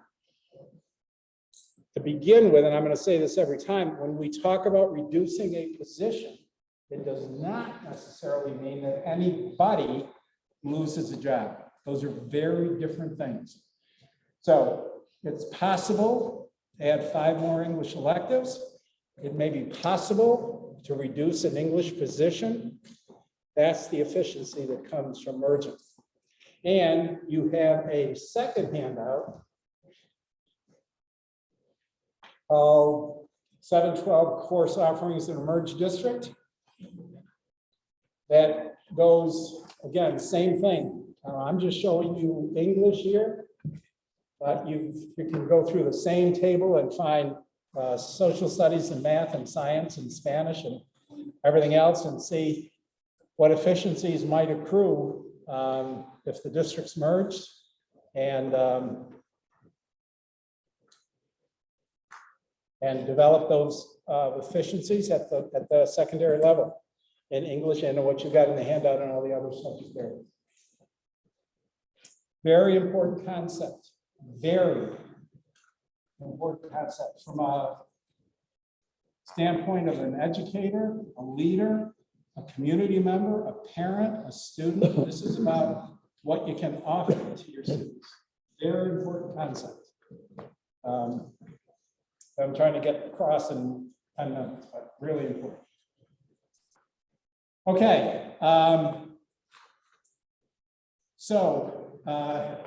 This table looks at Livingston Manor and Roscoe, looks at all the courses that the district offers, how many courses they have, how many sections they have, and the number of sections they have with fewer than 10 students in it. This goes back to that whole question about how long can school districts continue to offer courses with very, very small enrollments. So of the, you can go through each district, each course, you've got all the data. I'm going to skip right to the bottom line. This is Livingston Manor on the left. They offer 64 different courses. They have 97 different sections of those courses, and 38 of those 97 have fewer than 10 students in them. 40% of the classes in Livingston Manor High School, 7 through 12, have fewer than 10 students. It's not in the core. It's not English 9. It's not English 10. It's not earth science. It's not global history. It is the electives that really make that happen. So it pushes the question, how rich, how diverse a program our school district is going to be able to offer, given the difficulty of adding electives, but certainly even the challenge of maintaining electives when 40% of the courses currently existing in Livingston Manor have fewer than 10 kids in it. Roscoe, 70 classes, 35 of them have fewer than 10 students in them. Half the classes in Roscoe, 7 through 12, have fewer than 10 kids. So There's nothing wrong with small class sizes. Please don't interpret anything that I'm saying as being, there's a problem with small class sizes. I'm not saying that. People will argue that they're about interaction and student interaction and challenging thoughts and opinions, but by and large, there's nothing wrong with small classes. That's not the issue. The issue is from a financial standpoint, knowing that, as Deb mentioned, enrollments are going to be going down in the future, probably. And between 40 and 50% of those classes have fewer than 10 students. How long are the districts going to be able to maintain these programs? That's the question. And again, that's, as you think about your takeaways that I'm going to ask you for in a few minutes, that's something to think about. What does that mean? What is this 40% and 50%? What does this mean? What does this mean for our kids? What does this mean for our community? Are we just absolutely committed to it and whatever we have to do, we're going to maintain it? That's fine, make that commitment. But if not, over time, with enrollments going down, what does this mean for us? It's an important question.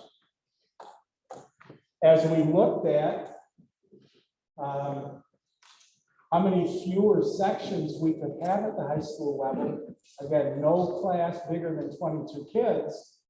Remember, we said we could save 5 sections of English.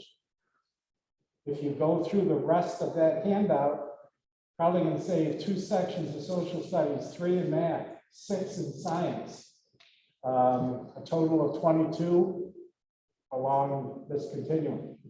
So the question is not for us, but the question, should there be a merger, is what do we do with these 5 sections of English that we have free now? What do we do with these 2 sections of social studies that we have free? What do we offer? How about these 6 sections of science that we have? What do we do with these? Do we expand the program?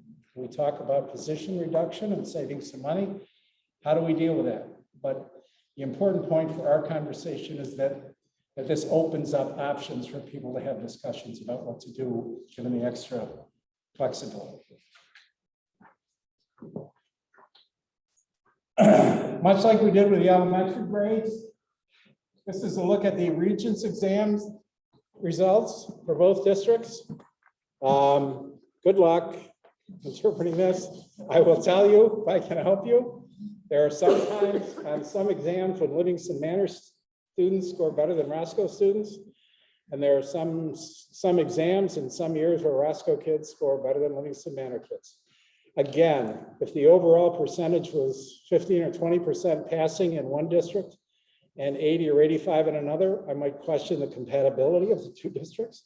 That's not the case here. Again, they are different. There's no question about it. You could take any 2 school districts in the state, they'd be different. If you love this stuff and want to get into these numbers, again, you'll find some places where Manor's higher and some places where Roscoe's higher. I don't think it's a material difference as you think about whether or not these 2 districts could be compatible.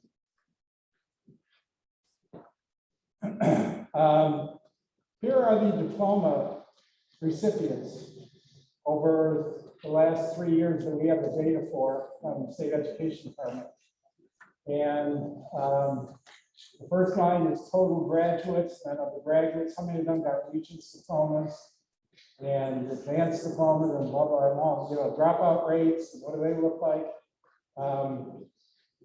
Interestingly enough, the graduation rates in Roscoe are higher than they are in Livingston Manor.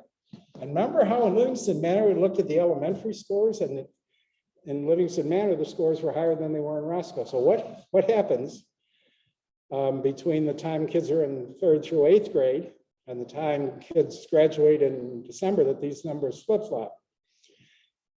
That's a question somebody should be asking, because the results appear to be different. Having said that, I would make the same point here. The results are not so different that I'd be concerned. If one district had a graduation rate of 40% and the other one was at 90%, I'd be asking questions. These differences, again, given the fact that these are small school districts and 1 or 2 kids go on one side of the line or the other, can make a pretty significant percentage difference. I wouldn't overreact to it. But I was an educator. I did this, a long time. And as I look at this stuff, I said, why does that happen? Why are Livingston Manor scores a little bit higher in the elementary grades, and yet the graduation rate at Nebraska a little bit higher? I don't know. But I think the bottom line, putting all of this together in terms of how students perform, again, I think they're more alike than they are different. I don't think there's any concern about compatibility of these student lives.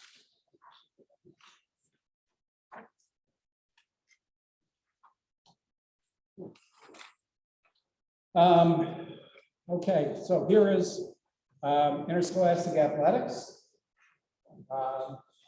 This is, fall, winter, spring sports. As you look at your table, you'll notice there are some sports that have a single asterisk, and those are the sports that are currently shared between, right here, there are 3 of them, currently shared between Livingston Manor and Roscoe. Where there is a double asterisk, those are sports that are shared between Livingston Manor, Roscoe, and Downsville. Where there is no asterisk,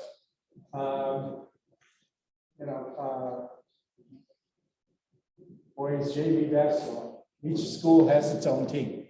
So there's 3 different options up there. Each school has its own team. The sport is shared by Livingston Manor and Roscoe. In some cases, the sport is shared between Livingston Manor, Roscoe, and Downsville. That's what's up there.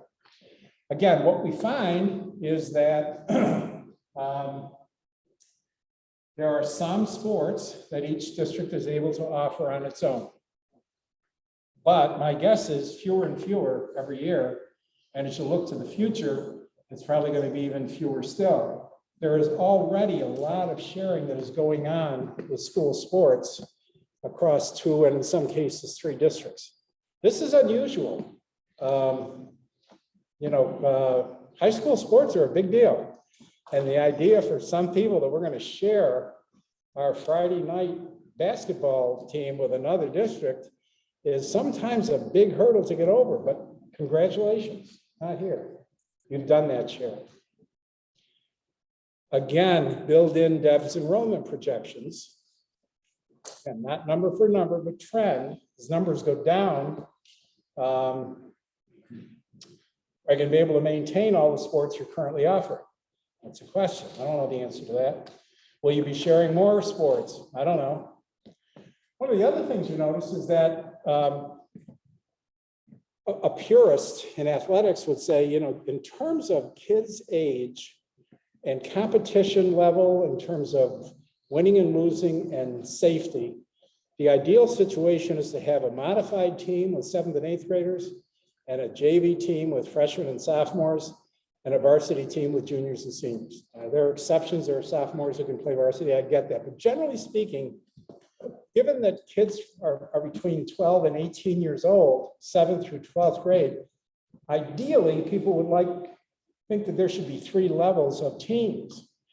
When you have small rural districts, it's very difficult to have a modified team, a JV team, and a varsity team in as many sports as you would like to. You increase that probability in a merger, you probably do. The downside, of course, is that the competition for playing time on an athletic team that isn't currently shared, after a merger, the competition for that playing time increases. And if your son is the starting point guard in Livingston Manor, and your nephew is the starting point guard in Roscoe, there's only going to be 1 starting point guard if there's a merger. That's real for some people, and we should acknowledge that. That's, competition will increase. Opportunities will also increase. So the sharing you're already doing takes care of a lot of those problems. Some kids who now can play may not be able to play. But if you have more kids, you also have, and many merged districts do this, you have more kids, you have the opportunity to start with sports. If Volley, if the competition to play on the basketball team increases, boys or girls, can you add a volleyball team?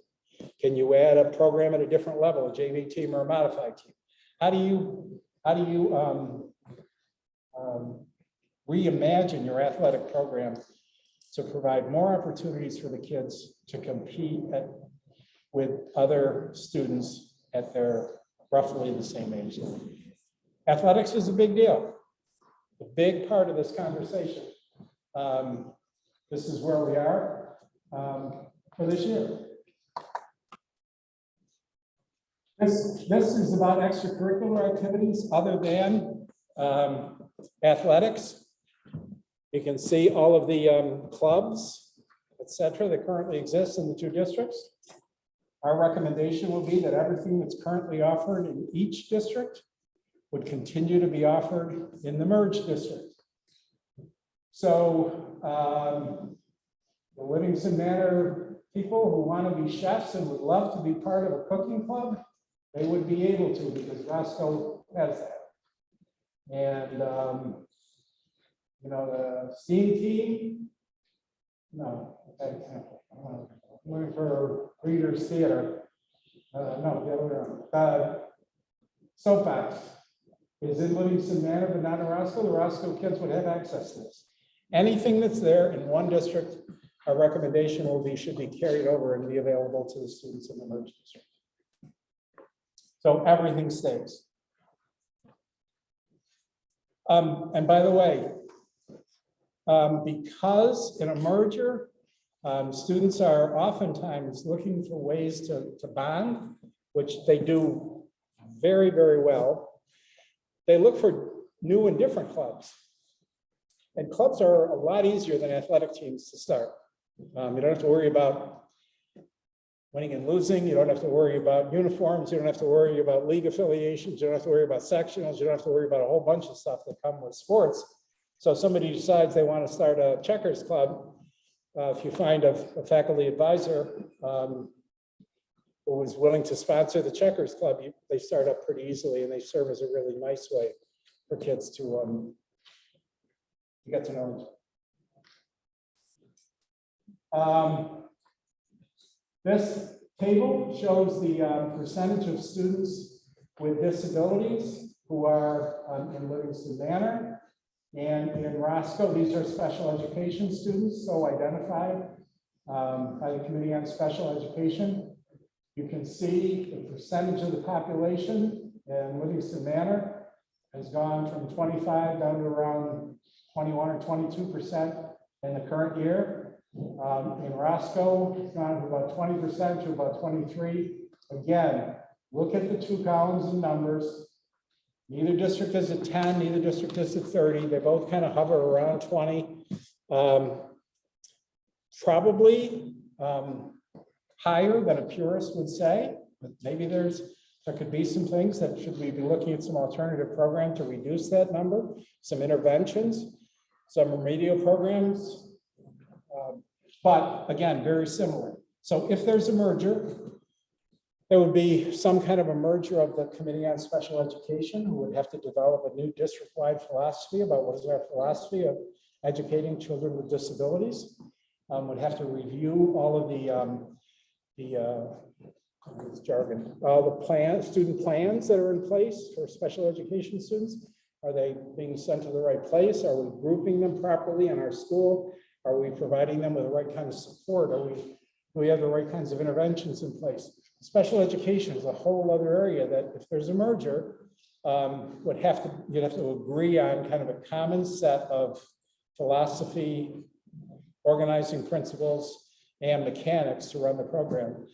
But you're starting off at a place where at least the percentage of students who are classified as special education, they're pretty similar.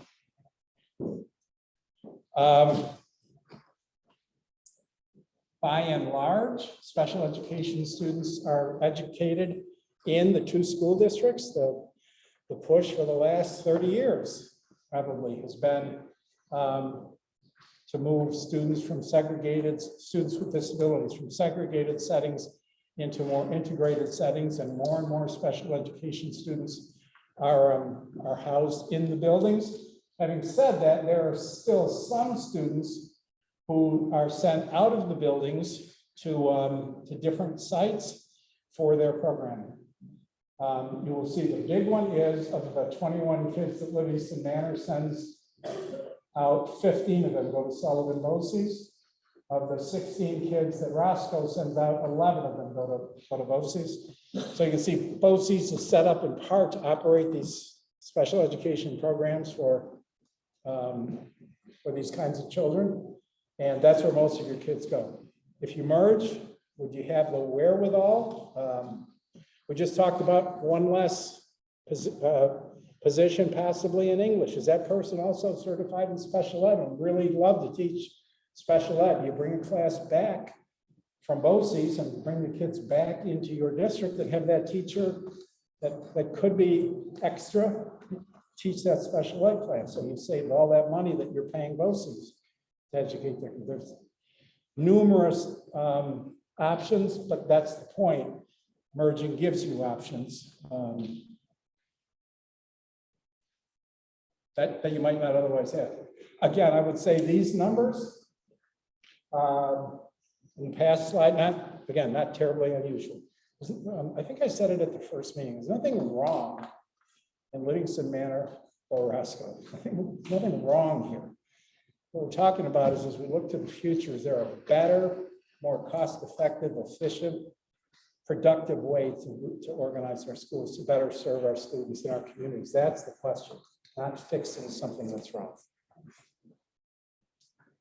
All right, so that's, as I promised, a lot of data on the program piece. There's not the expectation that you would remember all of that. But what we would hope is that as committee members, you would say, you know, here's the 4 things I learned from that guy who went on and on and on and on about the elementary and secondary program. Here's 4 things I took away. We'd like to have you spend a few minutes in groups.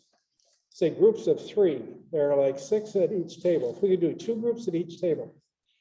And if you could talk until, let's say 7:55. If you want to take a little break, okay, but get back together and by 7:55, choose the spokesperson who will report out for your group of 3 and say, these are our takeaways, and we'll just go through them really quickly, okay? So break or work, up to you. Done by 7:55, 3 or 4 takeaways in each group of 3. There's water, coffee, and muffins up in the front. Go ahead, that's fine, that's fine. Closest restrooms for anybody to There's use. a lot to process. There's a but there's passageway right here that goes down to the bathroom right by the Think gym. about yourself, go along with it. You did a good job for the thing.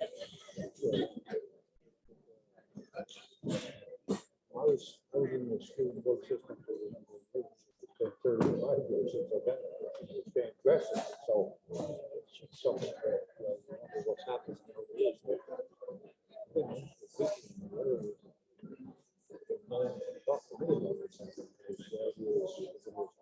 It was merging and teachers always were down to our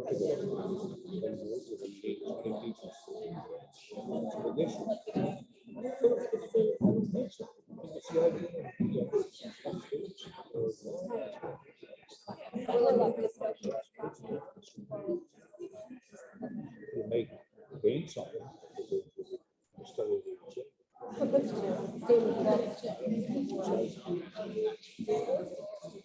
A lot of different avenues, that's for sure. There's a lot of things that you don't do. So feelings about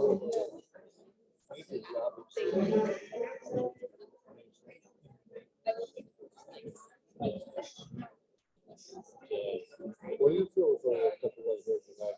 What's an issue that you think is important?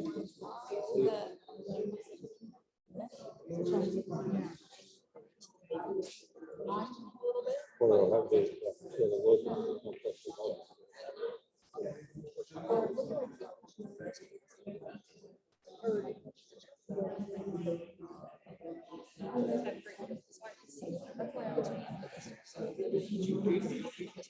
What do you keep here?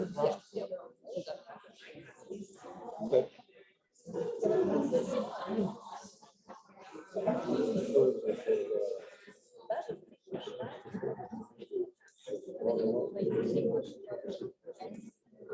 So, a lot of concern. Yeah. Sure there is. Yeah, normally. Yeah.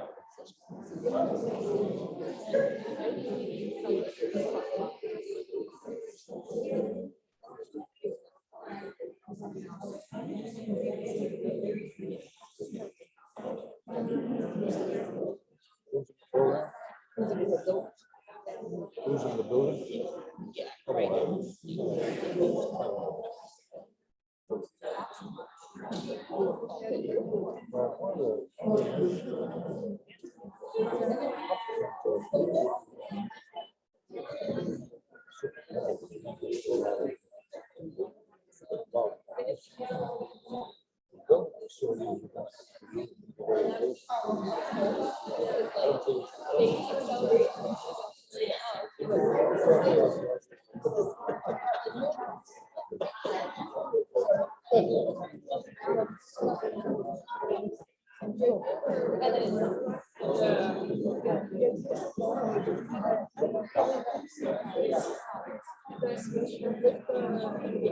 A lot of programs, you can fill them up. Don't worry. I don't think that's a word.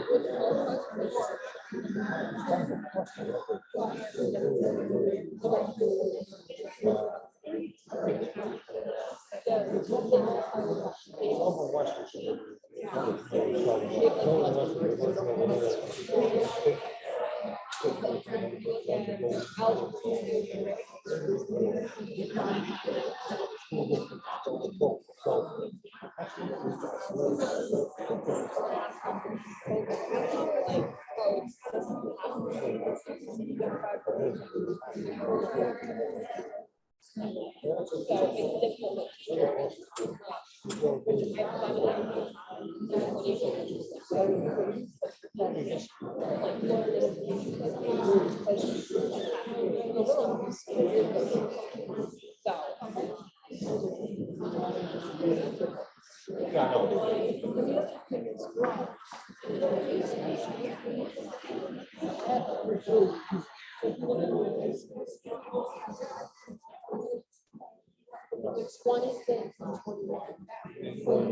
Well, they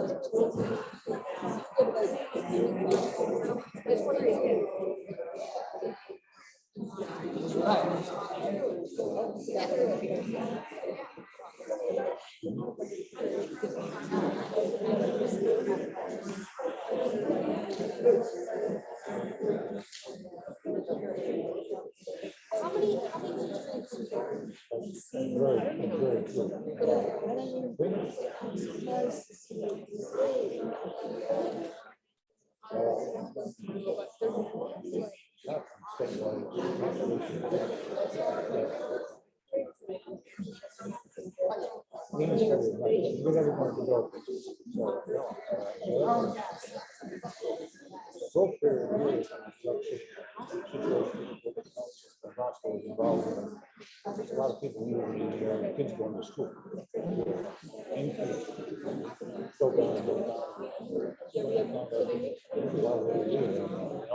and that does happen. It's not industry is moved in for summer.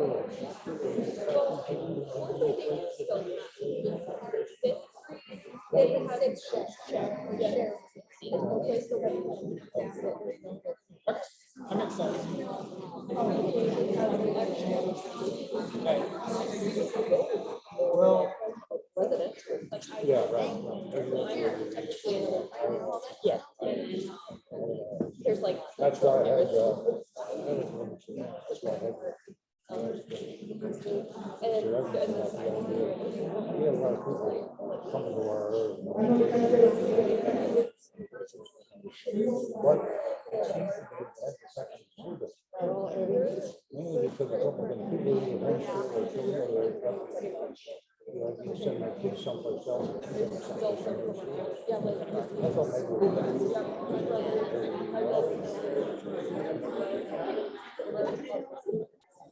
Yeah.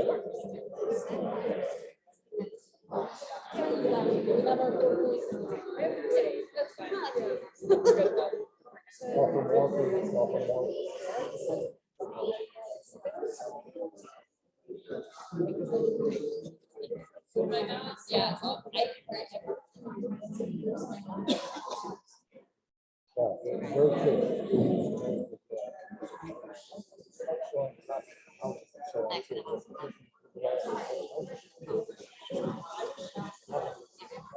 I don't know about so much of sugar.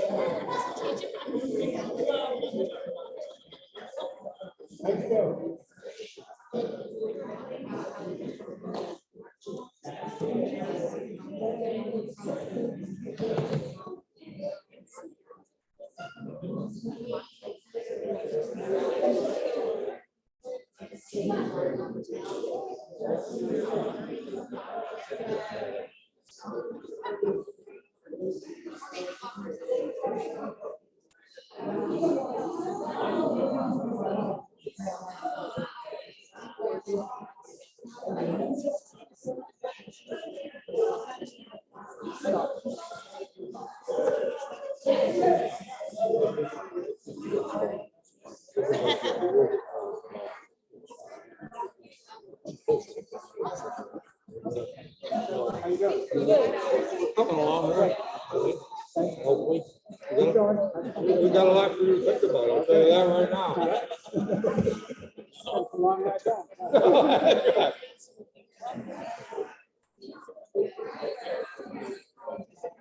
Next reference, when you think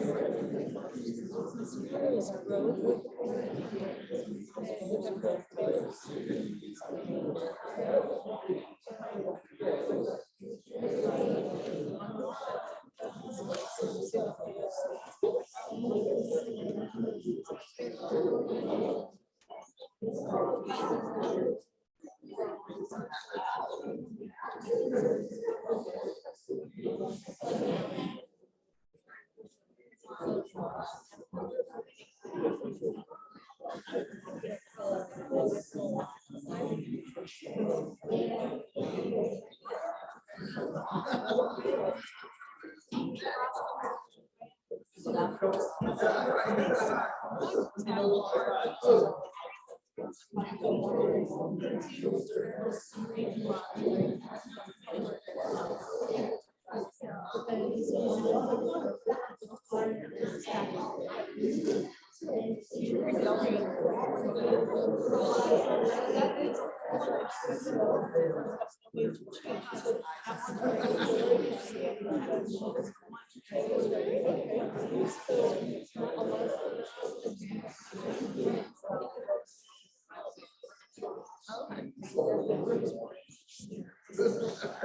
Very good.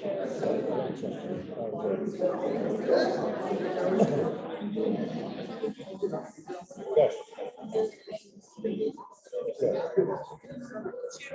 Yeah. Yeah, well, my whole life.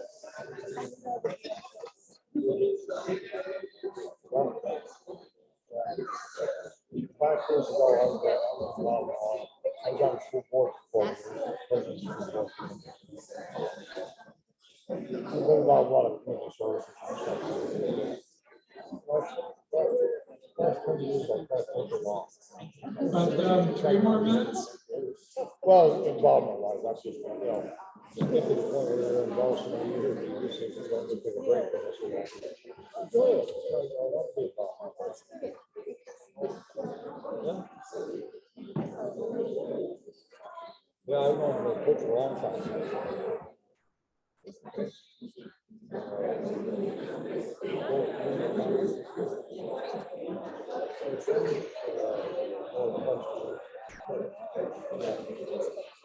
Yes, I didn't know that too. That's, this is where you know, these new people that are coming in are all bringing their kids. Yeah, and Mr. Evans said,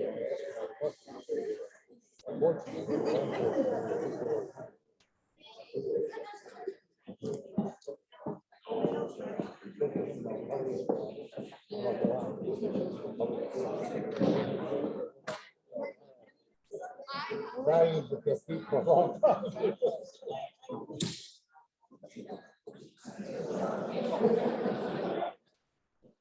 I just-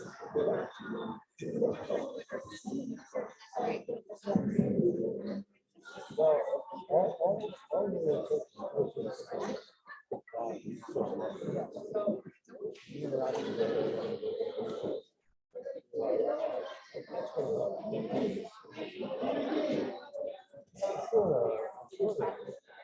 someone.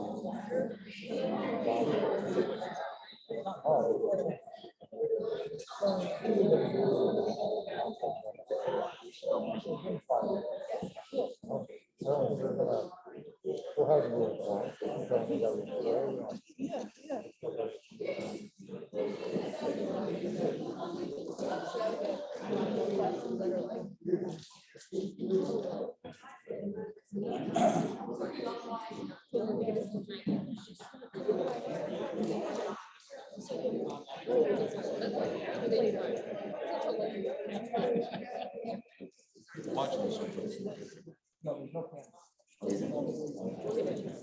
Okay, if we could get back together.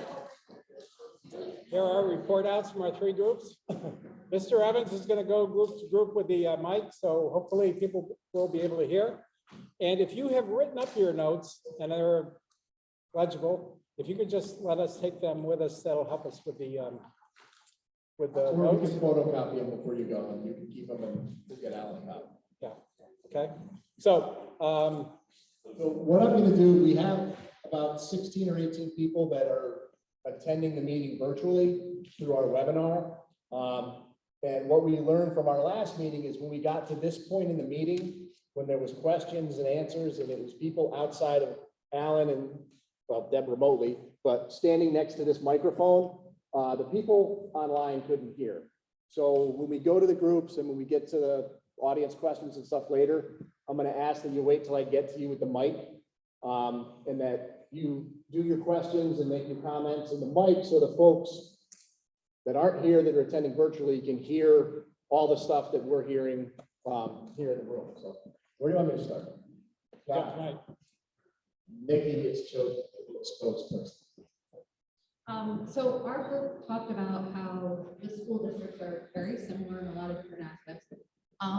What we took away from it was that we would be offering a lot of different electives, both districts, if we didn't get rid of anything, which is great for all of our students. And is probably the most important thing is the education and what we offer them. Could things be consolidated with the electives? Yes, because it looks like there are some things that might be the same thing, just phrased a little bit differently. But then we could also maybe offer them something. Hold on. Very good. Thank you. Donna. Our takeaways, no major changes in class sizes. No huge staff reductions, opportunities for more electives. Kids will become more involved because there will be more opportunities for them. You know, someone that's not into sports might have a club or something they could join. We were pretty amazed at the New York State map where we were as far as population growth, that we're kind of the same. I mean, everyone is feeling the same kind of thing with population growth. So our enrollment is probably going to stay the same or flatline. We also discussed the fact that, you know, we know of people moving into the community, families moving in, and I think the appeal for a merger, I mean, a family moves into a community and the first thing they do is they look at the school system. And we also agreed that maybe a merger would be a bigger appeal. It would be a plus for new families moving into our district. Thank you very much.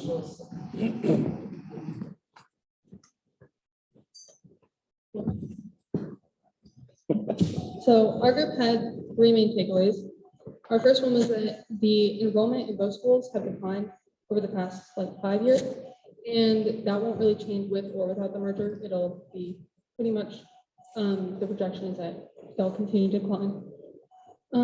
But if the schools were to merge and the class sizes were to be combined, by saving on the class sections, they could offer more classes and different electives for the students that would create more academic opportunities, or they could cut different positions that would save on funding for other areas in the academic situation of those schools. And one area that's really already integrated between those schools is the sports teams. And if all of the sports were to be combined, then it would have bigger numbers for different sports programs, which means that the safety precautions could increase with the different team levels, or they could create different sport opportunities and different elective opportunities for the students. Excellent. Thank you.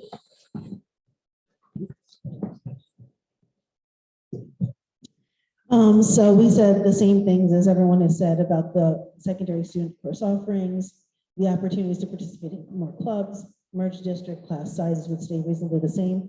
The only thing that is different that we took away is there would be a savings cost to the district, especially kids could be brought back into district and they could have the ability to participate in more contact with regular peers. Thank you. So we're the last group, so I think everybody covered pretty much everything that we came up with, but basically some of the key facts were the same, just that the more opportunities that we can have for kids, you know, that's the largest benefit, and being combined would allow for some of those more opportunities in both academic and extracurricular areas.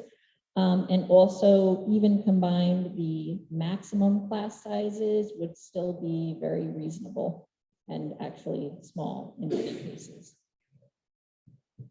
Great. Thank you very much. Wow. You got it. Great. And that's it. That's it. Glad we did that, because you said it better than I would have. Right on target. So let's give the committee the first opportunity. If there are any committee members who have any questions based on where we are as of right now, or want to make any comments, let's give the committee members the option of doing that first, and then we'll go to our friends in the audience. Any committee members, anything on your mind? Either related to tonight or, last meeting and, kind of where we're going. Anything, yeah. Yes. One of the things I noticed in the slide that refers to the number of electives that have 10 or less students in it, oftentimes that's a scheduling issue. I just wanted to point that out. I can only speak for Livingston Manor, but when it comes to scheduling our electives occur, probably about more than 80% of them occur in the afternoon. So when you talk about how many BOCES VOTEC students leave our building in the afternoons, you're taking a large percentage of student body away from the building in order to take those electives. So, I don't want the public to think that those class sizes are small because we don't have the interest. Right. That's a really great point. One of the reasons that larger high schools are able to offer more opportunities is that there is more flexibility in how they schedule their students. It's easier for them to grab 20 different kids from 20 different places and put together a class on this than it is for smaller districts, right? Again, there's nothing wrong here. It's just a byproduct of being a small district, and scheduling of students is absolutely important. That's a great insight. Thank you. So one thing to add to that is that currently you saw the slide where a number of kids go to CTE, which impacts their ability to take electives. Currently, BOCES offers both a morning and afternoon CTE program. As small schools, mainly for financial reasons, we don't send kids to both morning and afternoon CTE. It's one or the other. So with, in one of the possibilities, if merger were to occur, would be to possibly offer both afternoon and morning CTE options, which changes the ability for kids to get into more electives.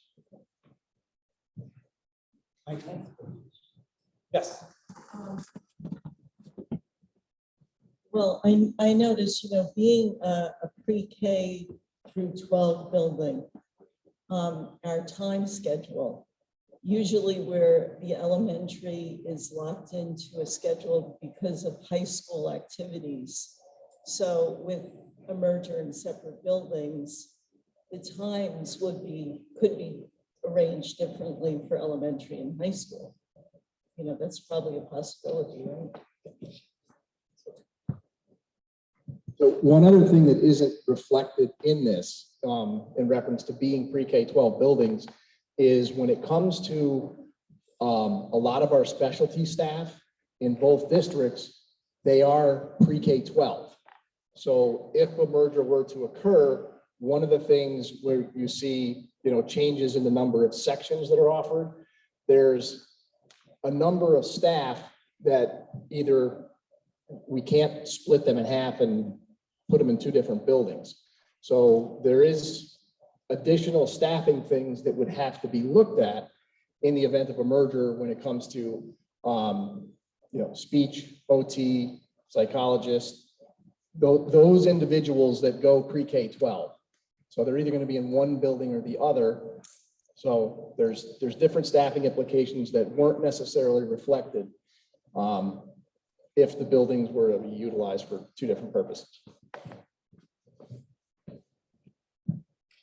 I know at least in Rossville, there's a lot of students who live out like in Falls or East Branch, so they live a bit farther out. So if the two districts were merged, would there be a new district line, and would those students still be able to enroll in the new merged district? I'm sorry, I was checking something. Would there be a new district line Yeah, so the between the two? yeah, so like would the students who live farther out from Roscoe now, would they still be able to be enrolled in the new district? Yeah, first of all, just legally, there would not be a line between Roscoe and Livingston Manor. There would not be a line. Fringes, I think is what she meant. Right, well, to start with, but just so we're clarifying, it's one district, there is no line. Now, the people on the fringes, Deb is going to talk next month about transportation. But anybody within, if there's no line between the districts, and if what used to be this with two districts turns out to be this with one district, everybody who lives in that big area goes to the merged school district. And how they get there, how the elementary kids, if we're gonna have two different buildings, get around, how the secondary kids get there, what time we have to start school, that's, a lot of that's gonna be covered next time in transportation and facilities, but everybody's part of the district and yep, everybody goes to. But that perimeter, that exterior boundary would be unchanged in the new district. That-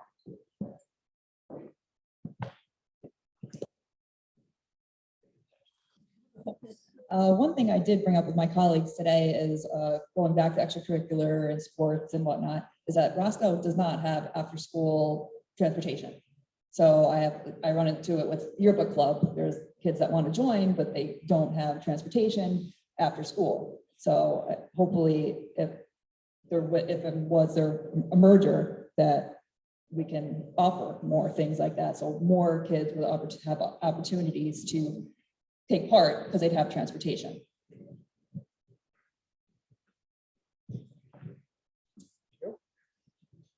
Committee, anything else? So since there's gonna be like more opportunities for like the sections, since that'll decrease, will there be like an opportunity for like AP courses? Because currently there's like just like regular English 10, but there's no like offering for like an accelerated or like an AP like other schools might offer. So is that like a possibility? Absolutely, that's a possibility. Remember we talked about English and one district has a Sullivan County Community College English class, and then the other district has also a Sullivan County Community College class with a different title. Well, maybe somebody says, you know what, these two classes are close enough if we merge. Let's make them one class. And in that extra period that we just freed up, let's bring in an AP course. So absolutely. Now, we will not get to that level of detail in this study, but it's that flexibility that absolutely allows that as an option. Yep, absolutely.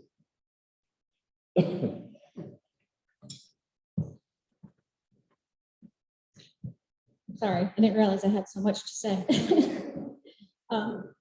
With regards to the athletic participation numbers, with the exception of football as a sport, if you look at the sports that list the double asterisks, in which case indicates that they're going and merging with Downsville, so often the feedback is usually that students would actually participate had they were not merged with Downsville, because so often I hear our Manor students say that they would like to play soccer, but they don't want to have to get on a bus and be transported all the way to Downsville. It's a long bus ride. They have homework by the time they do practice, then take the bus back. It makes for a very long day.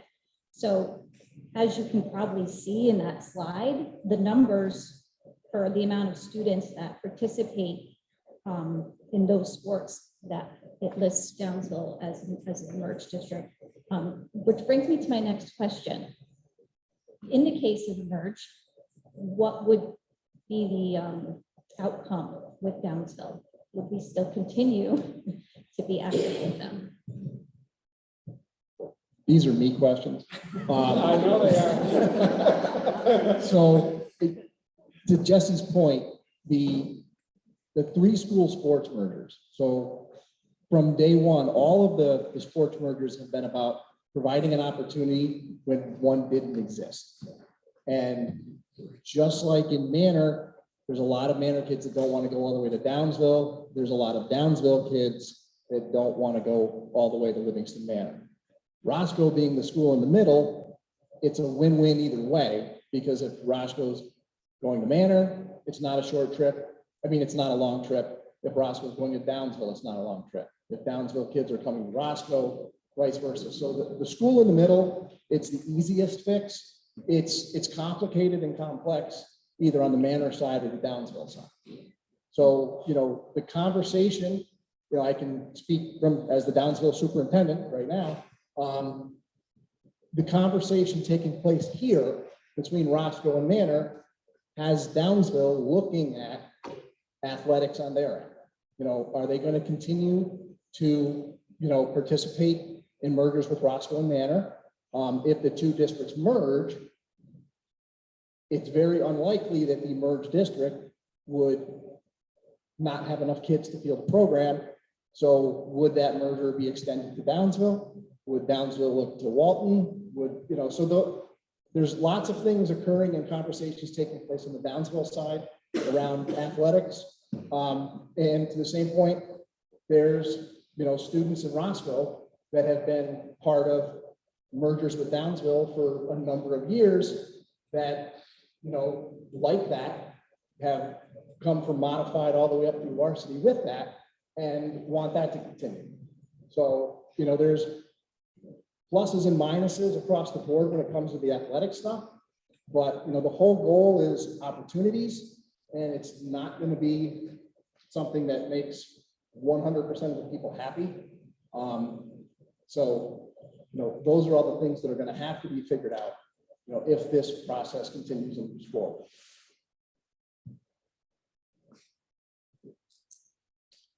Last chance, committee.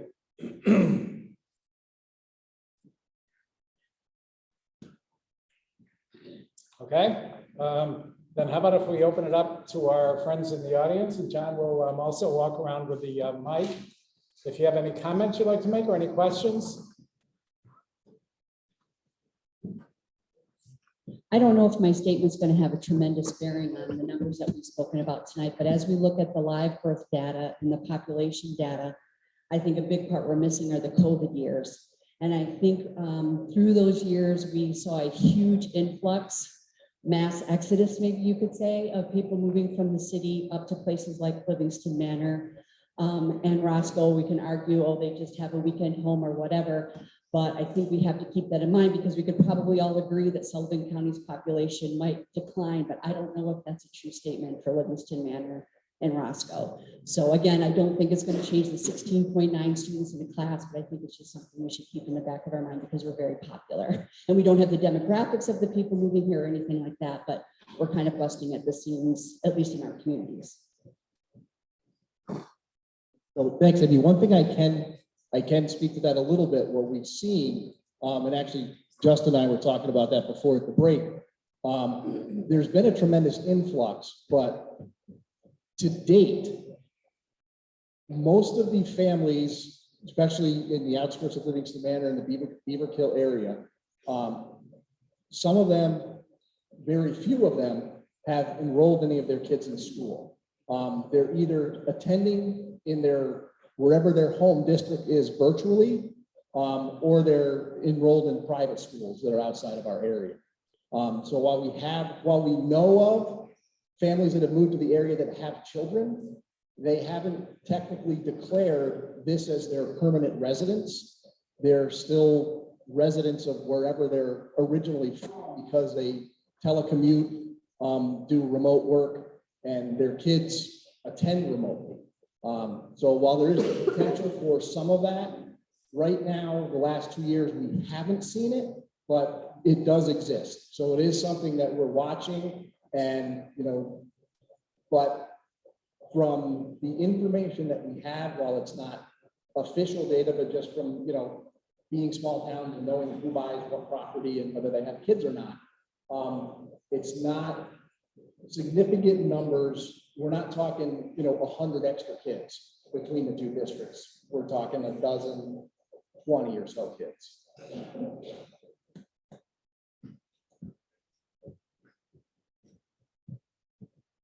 One big concern that I have is, really hasn't been discussed, today, maybe in the past meetings I haven't made.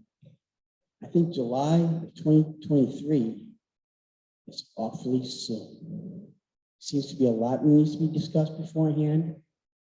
And my opinion, the kids, the communities need to know right from the get-go of the school year that this is it.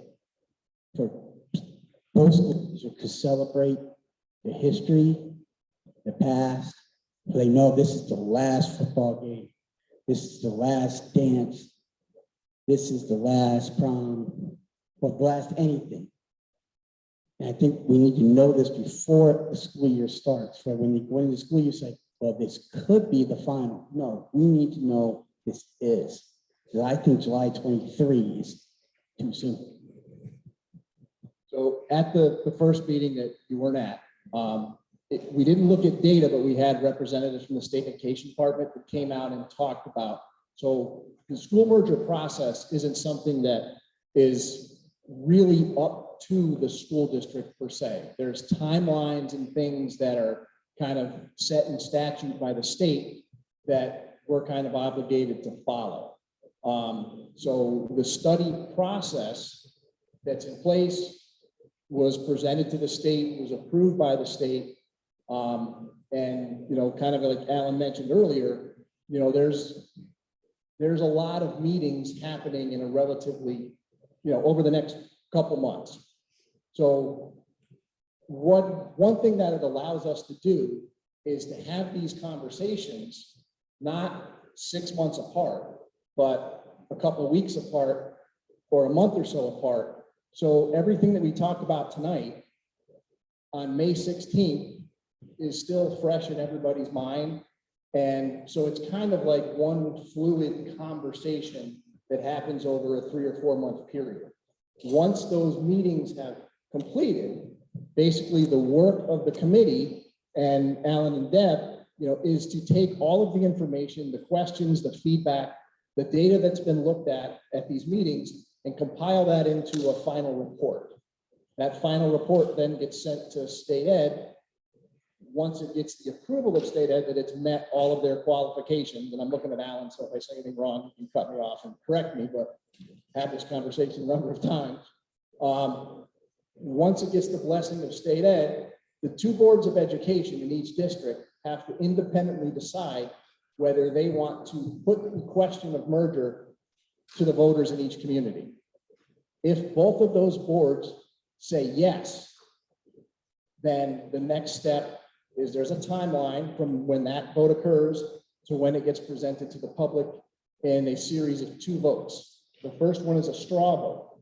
It's not a binding vote. It just determines whether there's interest in both communities to put a decision binding vote to the voters in both communities. That would most likely occur in the October-ish, November-ish timeframe, correct? Wait, nope, I got the slide from the first one. So October 2022, boards decide to go first. October, go forward. October, later October, an advisory referendum, and then in December, a final referendum. So if all of those 6 votes are positive, and at any point if any of them are no, the process stops. And it can't be revisited or put to a vote again for at least a 1-year period. If all go through and are yes, then after the December vote, there will be, the new district has to be, in essence, created. Roscoe and Manor as independent school districts cease to exist and a new school district is formed. And that's the one that would start July 1 of 2023. So to your question, Rich, could a decision be put out before school starts? No, it doesn't fit into that timeline.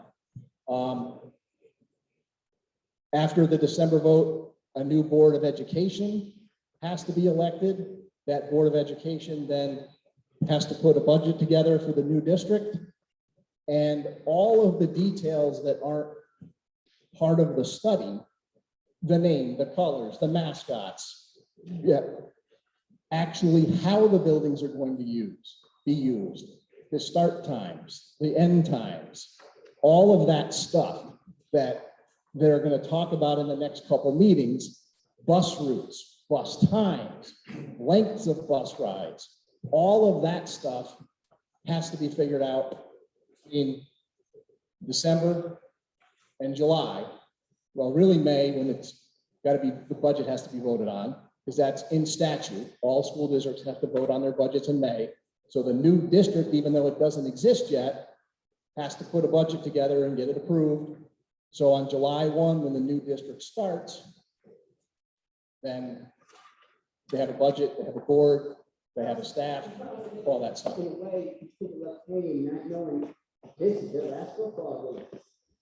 It's part of the process, yes. Other, The only comment I would make, just to loop that, is should there be a merger? Your point about the current school district's histories should be celebrated is absolutely essential. So the timeline may not be to your liking, but your comment about there needs to be a planned, organized program of celebrating the history of these two school districts, if there is going to be mergers, absolutely essential. so, and that's actually a great point, because I've actually been in a couple different districts that have gone through mergers. And in each of these school buildings, there are areas of the buildings that are basically historical hallways and things like that that preserve the history of the previous school districts. I know I've been in Sullivan West, they have Jeff banners, DV banners, narrows, you know, all of that stuff gets incorporated in some way, shape, or form. So while technically the two districts cease to exist, it doesn't erase the history of their existence and the pride and all the stuff that's gone on, you know, for generations. So, you know, and that's something that is part of that process of creating the new school district. How do you preserve the history of the previous districts? And what does that look like? What does it involve? Who's involved in doing it? Is it kids? Is it community members? You know, all of those things are pretty much up to the new district to decide.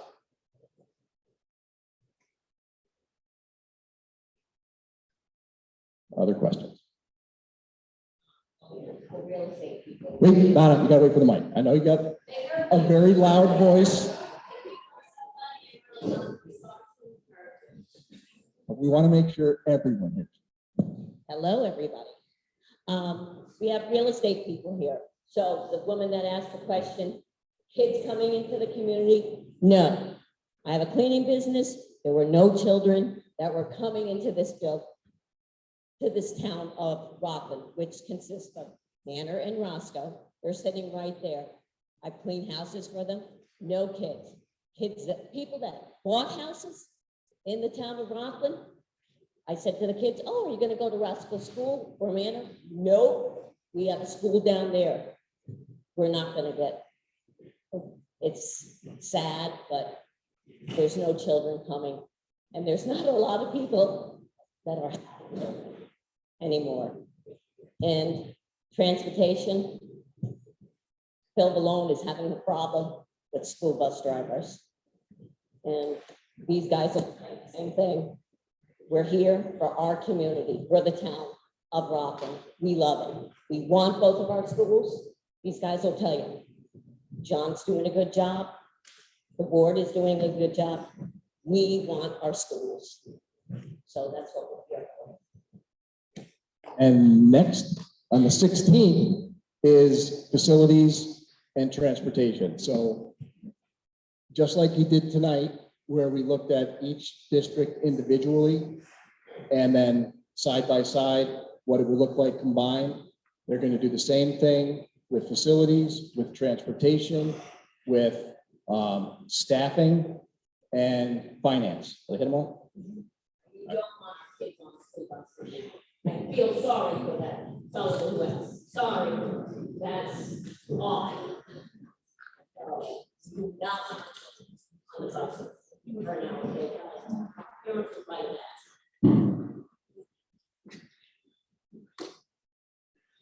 other questions while I'm, On the chart that includes all of the section sizes with fewer than 10 students, do those take into account the special ed classes? Because some of them have like specific ratios based off of children's IEPs.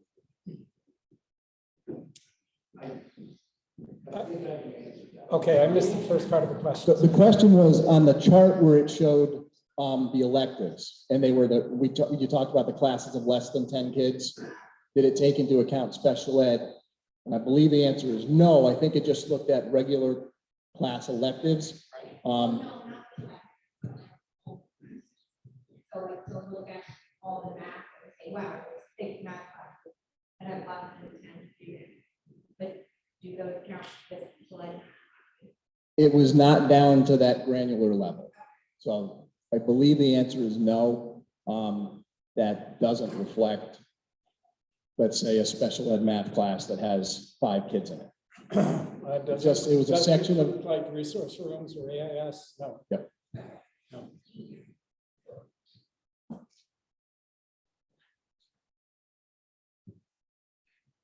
So I have one. We mentioned that Deb and I are very open to have anyone come up and talk to us before the meetings, during the meetings, after the meetings.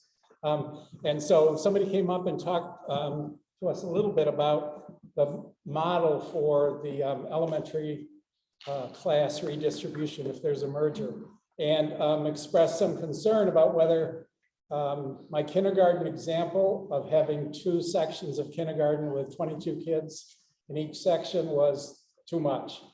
I don't know. We have, over the merger studies that we have done, we've used that number of 22. It's below the state average.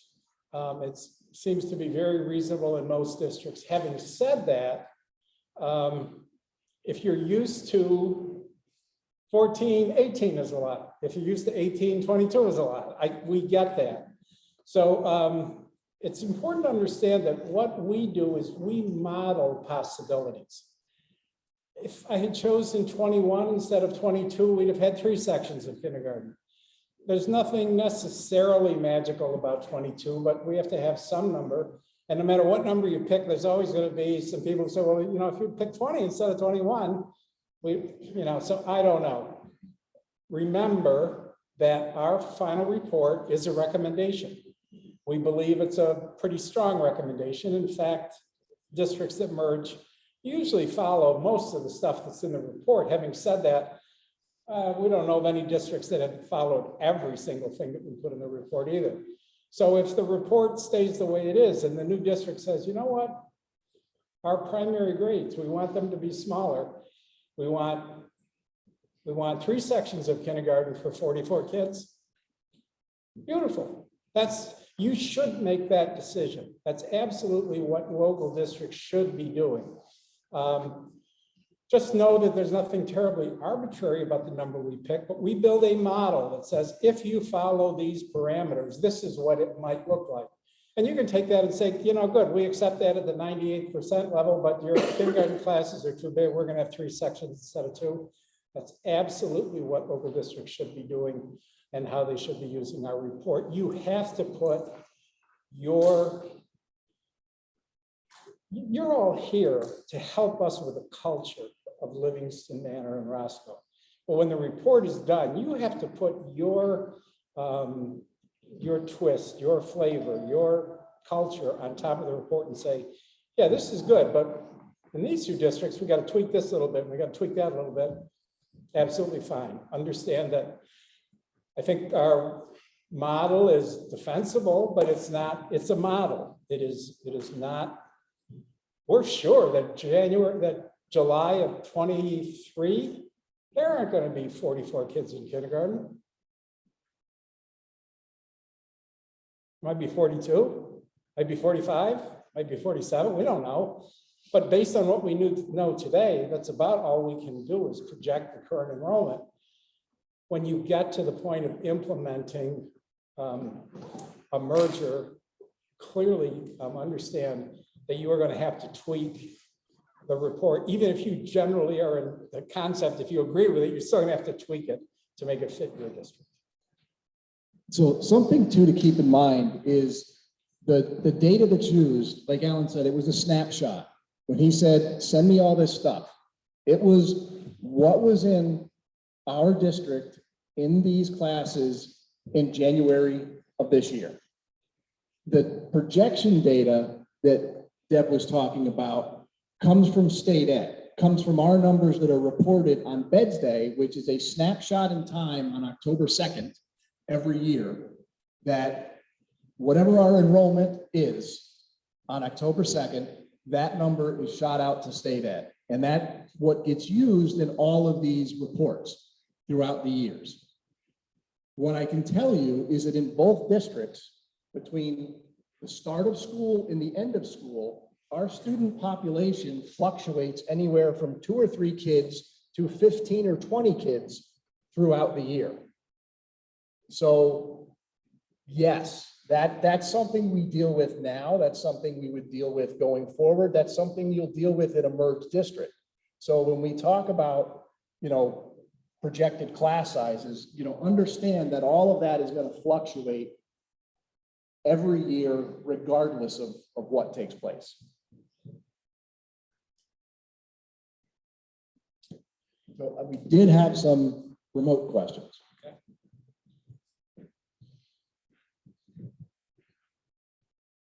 So for the remote audience, I'll read all the questions, but not all of them pertain to enrollment and program. Some of them are facilities related, financial related. So just a reminder, the upcoming meetings are specifically about those 2 topics. So if your question isn't addressed specifically, it's because we haven't looked and talked about that data yet. So the first question is, if the LMCS school budget passes year after year, how are we, LMCS, in need of financial assistance? I would say that's the finance meeting. So it's the finance one. I don't think at any point anyone indicated that either district needed financial assistance That was gonna be or. my comment. That has not been. So we haven't looked at that financial data yet. So, that's something that I believe it's in the It's the last June. of June 6th or whatever that first June meeting. So at the June meeting, 28th. the specific finances of each district will be looked at side by side and then combined. June 28th. June 28th. Based on the combined enrollment projections provided as part of the presentation, it appears though one school building could easily accommodate all students. What would be the benefit, if any, in keeping and maintaining both buildings? So again, that's the facilities piece. May 16th. May 16th. Tonight at 5:15, we did a walkthrough of the Livingston Manor building. So all of those of Roscoe building, yep, we're standing in Roscoe, we didn't take a walk in Manor, we were here. So tonight we took a walk through this building, looked at what a typical elementary classroom was, looked at our libraries, looked at our cafeteria, looked at our distant learning labs, looked at our fitness center, auditoriums.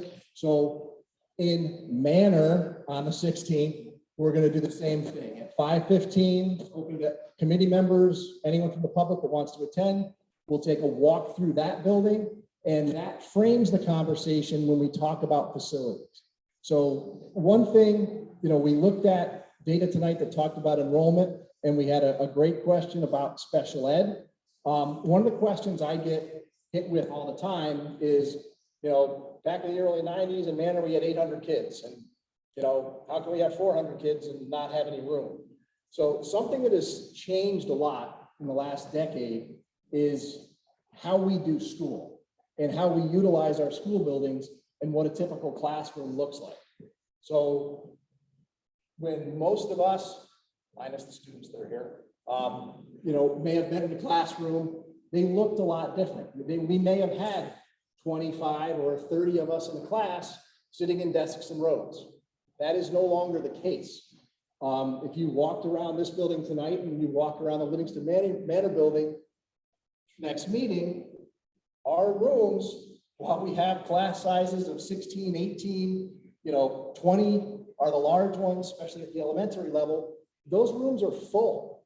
There are learning centers, there's technology, there's lots of things that are incorporated into our learning environments that didn't exist 10 and 15 and 20 years ago. Another huge change is special ed and the needs of students. COVID came up a couple times. One thing that we know for a fact is COVID had a significant negative impact on the academics and the mental health of kids. So as a result of that, the need for more support services and special ed services has grown over the years and will continue to grow. So while we have 50 classrooms or 35 classrooms in each building, 20 years ago, those were classrooms with 30, 25 kids.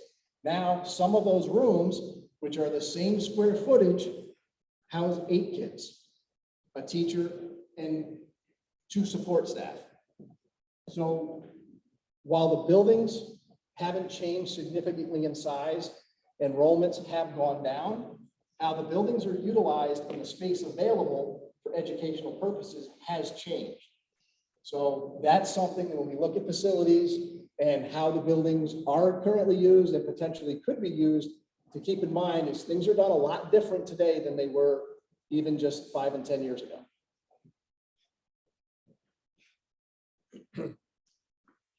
Has it been considered that LM simply could absorb Roscoe students and have slightly larger class sizes, running one school building and not adding 3rd classroom per grade level? So again, basically the same question. Same answer, yeah. Seems as though more time is being spent trying to sell the merger as a good idea rather than just stating the facts.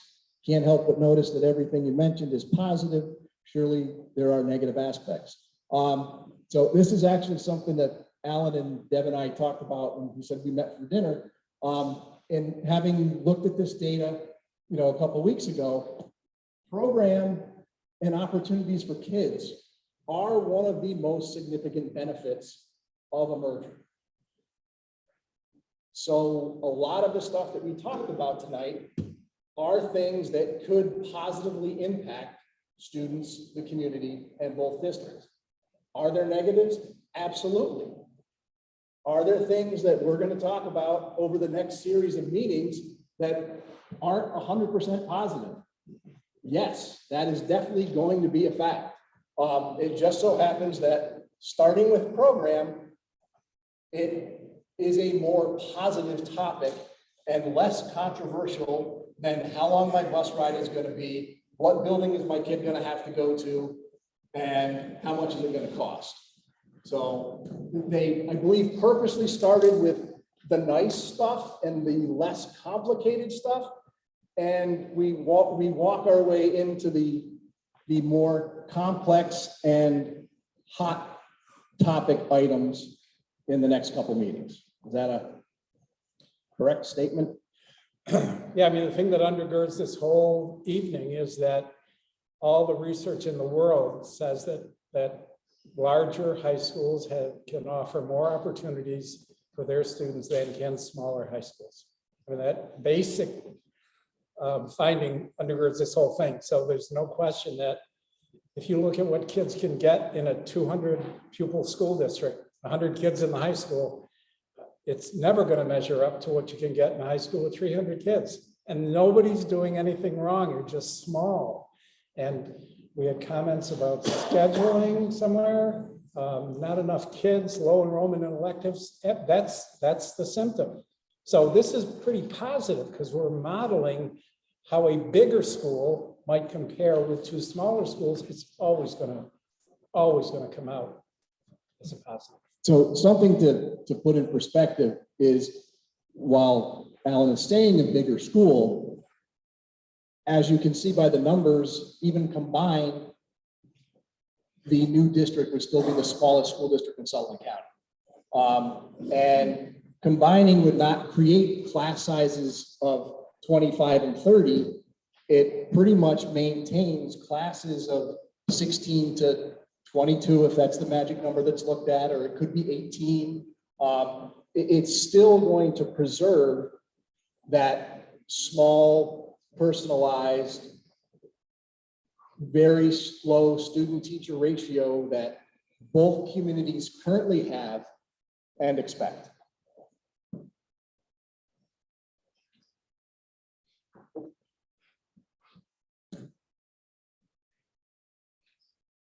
There was a point made regarding new families coming to the Livingston Manor Roscoe area, but no real impact regarding new students. Do we know the total number of children within both districts that are attending private schools? I ask because if offerings are improved upon a merger, some may migrate to a public school. I think it's important to know the impact of this potentially. So yes, we do have data on some of the kids that are attending private schools. But what I can tell you is in both communities, we are aware of families that have moved here that have not declared this as their permanent residence. So they're under no legal obligation to contact us and tell us they now live in our district and have kids that reside here. So that could change. And yes, that could impact our enrollment, but right now, we have no legal mechanism or legal requirement because they don't, while they're here, if this is not their permanent resident and they have not reached out to the school district to enroll their kids and tell us they're sending their kids to a private school, they cannot be reflected in our data. And those kids that you know about, I mean, that were reported. Yes, and there are. Is in the data. Yes, there are several families. I know if you look at the COVID, the 19 and 20 numbers for Livingston Manor, we did have several families move in and opted to send their children to private school or homeschool them. And you saw that in the increase in those numbers.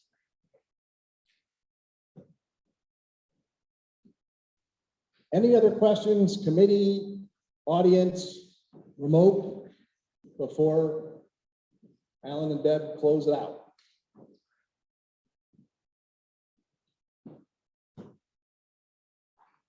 All right. All right, thank you again for being here. May 16th, Livingston Manor, tour at 5:15, meeting at 6, be there or be square. And I dated myself. And please leave your name tags. Everybody did that last time, but if you'll leave them, we'll make sure that we get them back, and that helps us put some names with some faces. So for those of you, just for future meetings, getting in and out of the buildings. I know a couple people coming to Roscoe tonight that aren't from Roscoe had trouble finding a door open. The main entrance back by the gym in this building is your easiest point of entrance for meetings that are here. They'll be in this room at Livingston Manor. The entrance by the bus loop by the playground, the main entrance to the building over there, is your best avenue into that building. And those meetings are held in the old gym / auditorium over in Manor. So thank you guys very much.